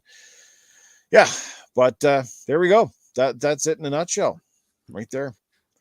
I don't know what happened to Axel, but I'm guessing he's having internet troubles of some sort since he was kind of conking out and he has not returned. So we are going to, I guess, close the podcast. We're over an hour and a half in. I know everybody wants to get back to enjoying their Sunday, grabbing a bite to eat, and they probably hopping back on Halo. I know that's where I'm going in a little while. But let's let everybody get out of here. Let's start with our Elder Scrolls Oblivion. Oh my God, I can't even believe it. I said Skyrim first, but honestly, would Skyrim be where it is without the success of Elder Scrolls Oblivion? Oblivion was like nothing else. And again, a game that did that one ever come to the PS3? Oblivion, yes. But it wasn't at launch, was it, or was that later down the road? I forget. I think they had to wait for a year. Yeah. And a lot of these games even played better on 360, which is weird. Yeah. I know Skyrim was notorious when it launched. It was a lot better on the 360. There were some issues with it on the PlayStation. So a lot of people gravitated to the Xbox version of that particular game. So, yeah. But anyway, great show. Great chat as well today. Hey, Timmy is in the chat. What's going on, buddy? Crispy Rambo, Caper Grant, Joe Dunmore, Princess Zelda, you guys are phenomenal. Glad to see you in the chat. Shout out to my good buddy Mag, who was here earlier this morning. I guess he's off to work, but hope you have a great day, everybody. Let's let everybody get out of here. And let's start with my incredible guest, our incredible guest, who was nice enough to jump on with us. I knew that's the thing with Doggy Dog. He's going to be in the chat anyway. So he's a great guy to bring in if you want someone else to add some fuel to the panel. Princess Zelda dropped $4.99 before we leave. $4.99 is always a great way to start the day. Thank you. Well, thank you, Princess Zelda. We wouldn't be here without people like you, and you are a phenomenal panel member over there at the Iconic Gaming Podcast, which I'm sure Doggy Dog will bring up right now as we do our outros. Doggy. Yeah, well, thank you very much, guys, for having me on. Chat, you were fire. It was great to be a part of this with you as well. You guys are always great. You can find me Tuesday nights on the Retro Renegades, 7 p.m. Eastern, and Friday nights, 8 p.m. Eastern, the Iconic Video Games Podcast with Axel and Princess Zelda. There you have it. Over to Cerebral Paul. Paul, where can we find you, sir? Well, let's see. Everywhere. No, what's left? No, I actually, you find me here every Sunday, every Tuesday on Retro Renegades. Some may or may not know, midweek gaming is on a hiatus at least, and maybe at most may never come back. They haven't really decided. We haven't decided. I might start something on Wednesdays just because I gotta have something to do. Thursdays, of course, 4GQTV, and then Friday and Saturday, if I'm up to it, I help do the community game nights, which is always a lot of fun. So there you go. Oh, I should say, so Twitter, Cerebral Paul 1, Twitch and YouTube, Cerebral Paul, and of course, Xbox, Cerebral Paul 921. Absolutely. Go follow Paul, guys. Great guy. And speaking of great guys, Eternal Shaddai. Where can we catch up with you? Anything you got going on lately? Everybody can find me on Twitter at Eternal Shaddai, same as the Xbox Series console at at Eternal Shaddai. Also, I'll be doing podcasting on Saturdays in Spanish called Cultura de Mancos. And also I'll be streaming on Twitch at ET Shaddai. And also here at Good Morning Xbox. It was actually fun on Friday with Doggy Dog, Princess Zelda, and Axel. Last. It was, yes, it was. It took a weird turn on that one, but it was fun. But it was really fun. Going on. Glad you enjoyed. So far, nothing is going on, but can't wait for next Saturday and Sunday for doing podcasting back again. Absolutely. And make sure that you follow Coolcat Terri, Axel, and Scrubners. Their links are down below in the chat. If you're not following them already, they would greatly appreciate the support. As for me, you can find me right here with these fantastic panel members each and every Sunday, and on Tuesday nights, 10 p.m. Eastern, 8 p.m. Mountain Time on Gaming After Dark with the Middle-Aged Game Guy and Titan Drago. We have a lot of fun over there, more mature-based podcast, I guess you could say, overall, just because of the humor and stuff. No, actually, but it's more immature-based. Immature. The immature podcast is exactly what it is, Paul. And I told the guys, and I'll do one more show. I told the guys, secret and private chat, that just for certain reasons, I never really like seeing myself on screen. I probably won't do the camera thing after the next episode. I've done it today simply because it's sort of the 20th anniversary show, and since we're going to continue off this conversation next week, I'll do one more camera appearance, and I'll come back, but I'm just gonna kind of take away from the camera side of things for a while. But I just don't really like seeing myself on camera a whole lot, and prefer not to be there, honestly. But it does add some atmosphere, I guess, to the shows. But I have my reasons, and I will come back, but I just at a later date as for camera. But that doesn't mean I'm stopping podcasts. And I do hope Paul and them find something to do. Midweek Gaming, great little show that I admittedly have not been able to really watch or catch a whole lot just because of its timing. I think that goes for a lot of podcasts out there, and I hope they don't take it personal. I guess it's the same reason people don't show up to ours sometimes. It's the timing. There's a lot of podcasts. I've said this before. When I started podcasting in 2014, 2015, they were few and far between. I could probably count on one hand. There was probably a lot more, but the ones that I knew about, the ones that I was following at the time, were very small. And now we've got numerous podcasts. We've also got numerous podcasters making more than one or two podcasts, quite a few. The content is generally mostly the same from week to week on podcast to podcast. So you really have to pick and choose. As I've always said, and this is true, if we're sitting and watching podcasts or listening to podcasts constantly, which is great, are we gaming enough? That's the thing. So I prefer to be gaming than talking about games. But I do enjoy the two shows that I do a week, and it's not likely that I'll start another. I did contemplate it, but you know what? I don't know if there's room for a little bit more Newf. I love these two shows. They're great, and they're both highly different. That's what makes them work, because this show is way different than Gaming After Dark for the most. Oh, you got a lovely dog, a collie. I love collie. Lassie. Lassie licks my assy. I'm questioning the Christmas tree and all that crap already. Okay. To get it done, man. Yeah, it's kind of get it done while I had a chance, kind of thing. Yeah, it was a chore, man. It's a chore, but I'm glad it's done. So yeah, I understand what you're saying, though. Yeah, it's early for sure. Doggy, did you have that Xbox banner or flag up behind your head the whole time? Yeah. The camera was down a little bit. I adjusted it when it went I up. just Yeah, saw it. yeah. I'm like, did he put that up midway through the show, or am I just seeing things? I don't know. No, the camera about fell off the screen up here, and I adjusted it so it was up higher. Okay, awesome. Well, like I said, we're used to you in your arcade environment for the other shows. I know this was a surprise. You had no idea you're going to be on here. We didn't either. I appreciate it, though. Appreciate it. I tried to line up a few people like days ago, but everybody backed out. And then, of course, I didn't know we would not have Coolcat as well this morning. So up until late last night. And like I said, not by her design, just a tech issue at her house, like some kind of renovations or something like that. So, but anyway, let's close the show. Let's get out of here so this outro does not take 30 or 40 minutes. You guys, you're phenomenal. The chat, you guys rock. We love each and every one of you. And just last thing I wanted to mention, community game nights. Last night was a testament of what makes community game night work. Of course, everybody's hyped because of Halo Infinite, and people are glad to get back at a Halo that feels and looks like Halos of old, but yet in a newer form, and that's great. But I want to just remind people that regardless of the game we play, community game nights have one always common denominator. A lot of the people that show up are phenomenal people. They almost everybody. We all get along pretty well. We all have a lot of fun. And even if you suck at a game or you're amazing at a game, come out to more game nights. Don't always just wait. Just come out to more game nights. You know what? You can put your podcast aside or watching or listening to your podcast. You can catch them on the replay if you're not hosting one. Come out and be a part of the community. Come out and play with the gamers. And I also urge those who host podcasts, be a part of the game nights. Actually experience what it's like to be a part of them instead of talking about them or talking how you'd like to attend them. I would like to see our bigwigs in our community come out as well. You know what? Because your fans and people that love you and support your shows would like to see you there. We would like to see you there. I think you'd have a lot of fun. And I'm calling out everybody that's not showing up. Not one or two people. It's everybody. Come out and be there. Be a part of those nights. Don't keep making excuses. You know what? Because someday, some of us might not be there. You know, we lost community members in the last year who died for whatever reason, that would love and give their left freaking nut to be a part of game nights now, but they can't. So take that for granted. You keep wasting these moments, you're not going to be there. Don't always wait for the perfect game.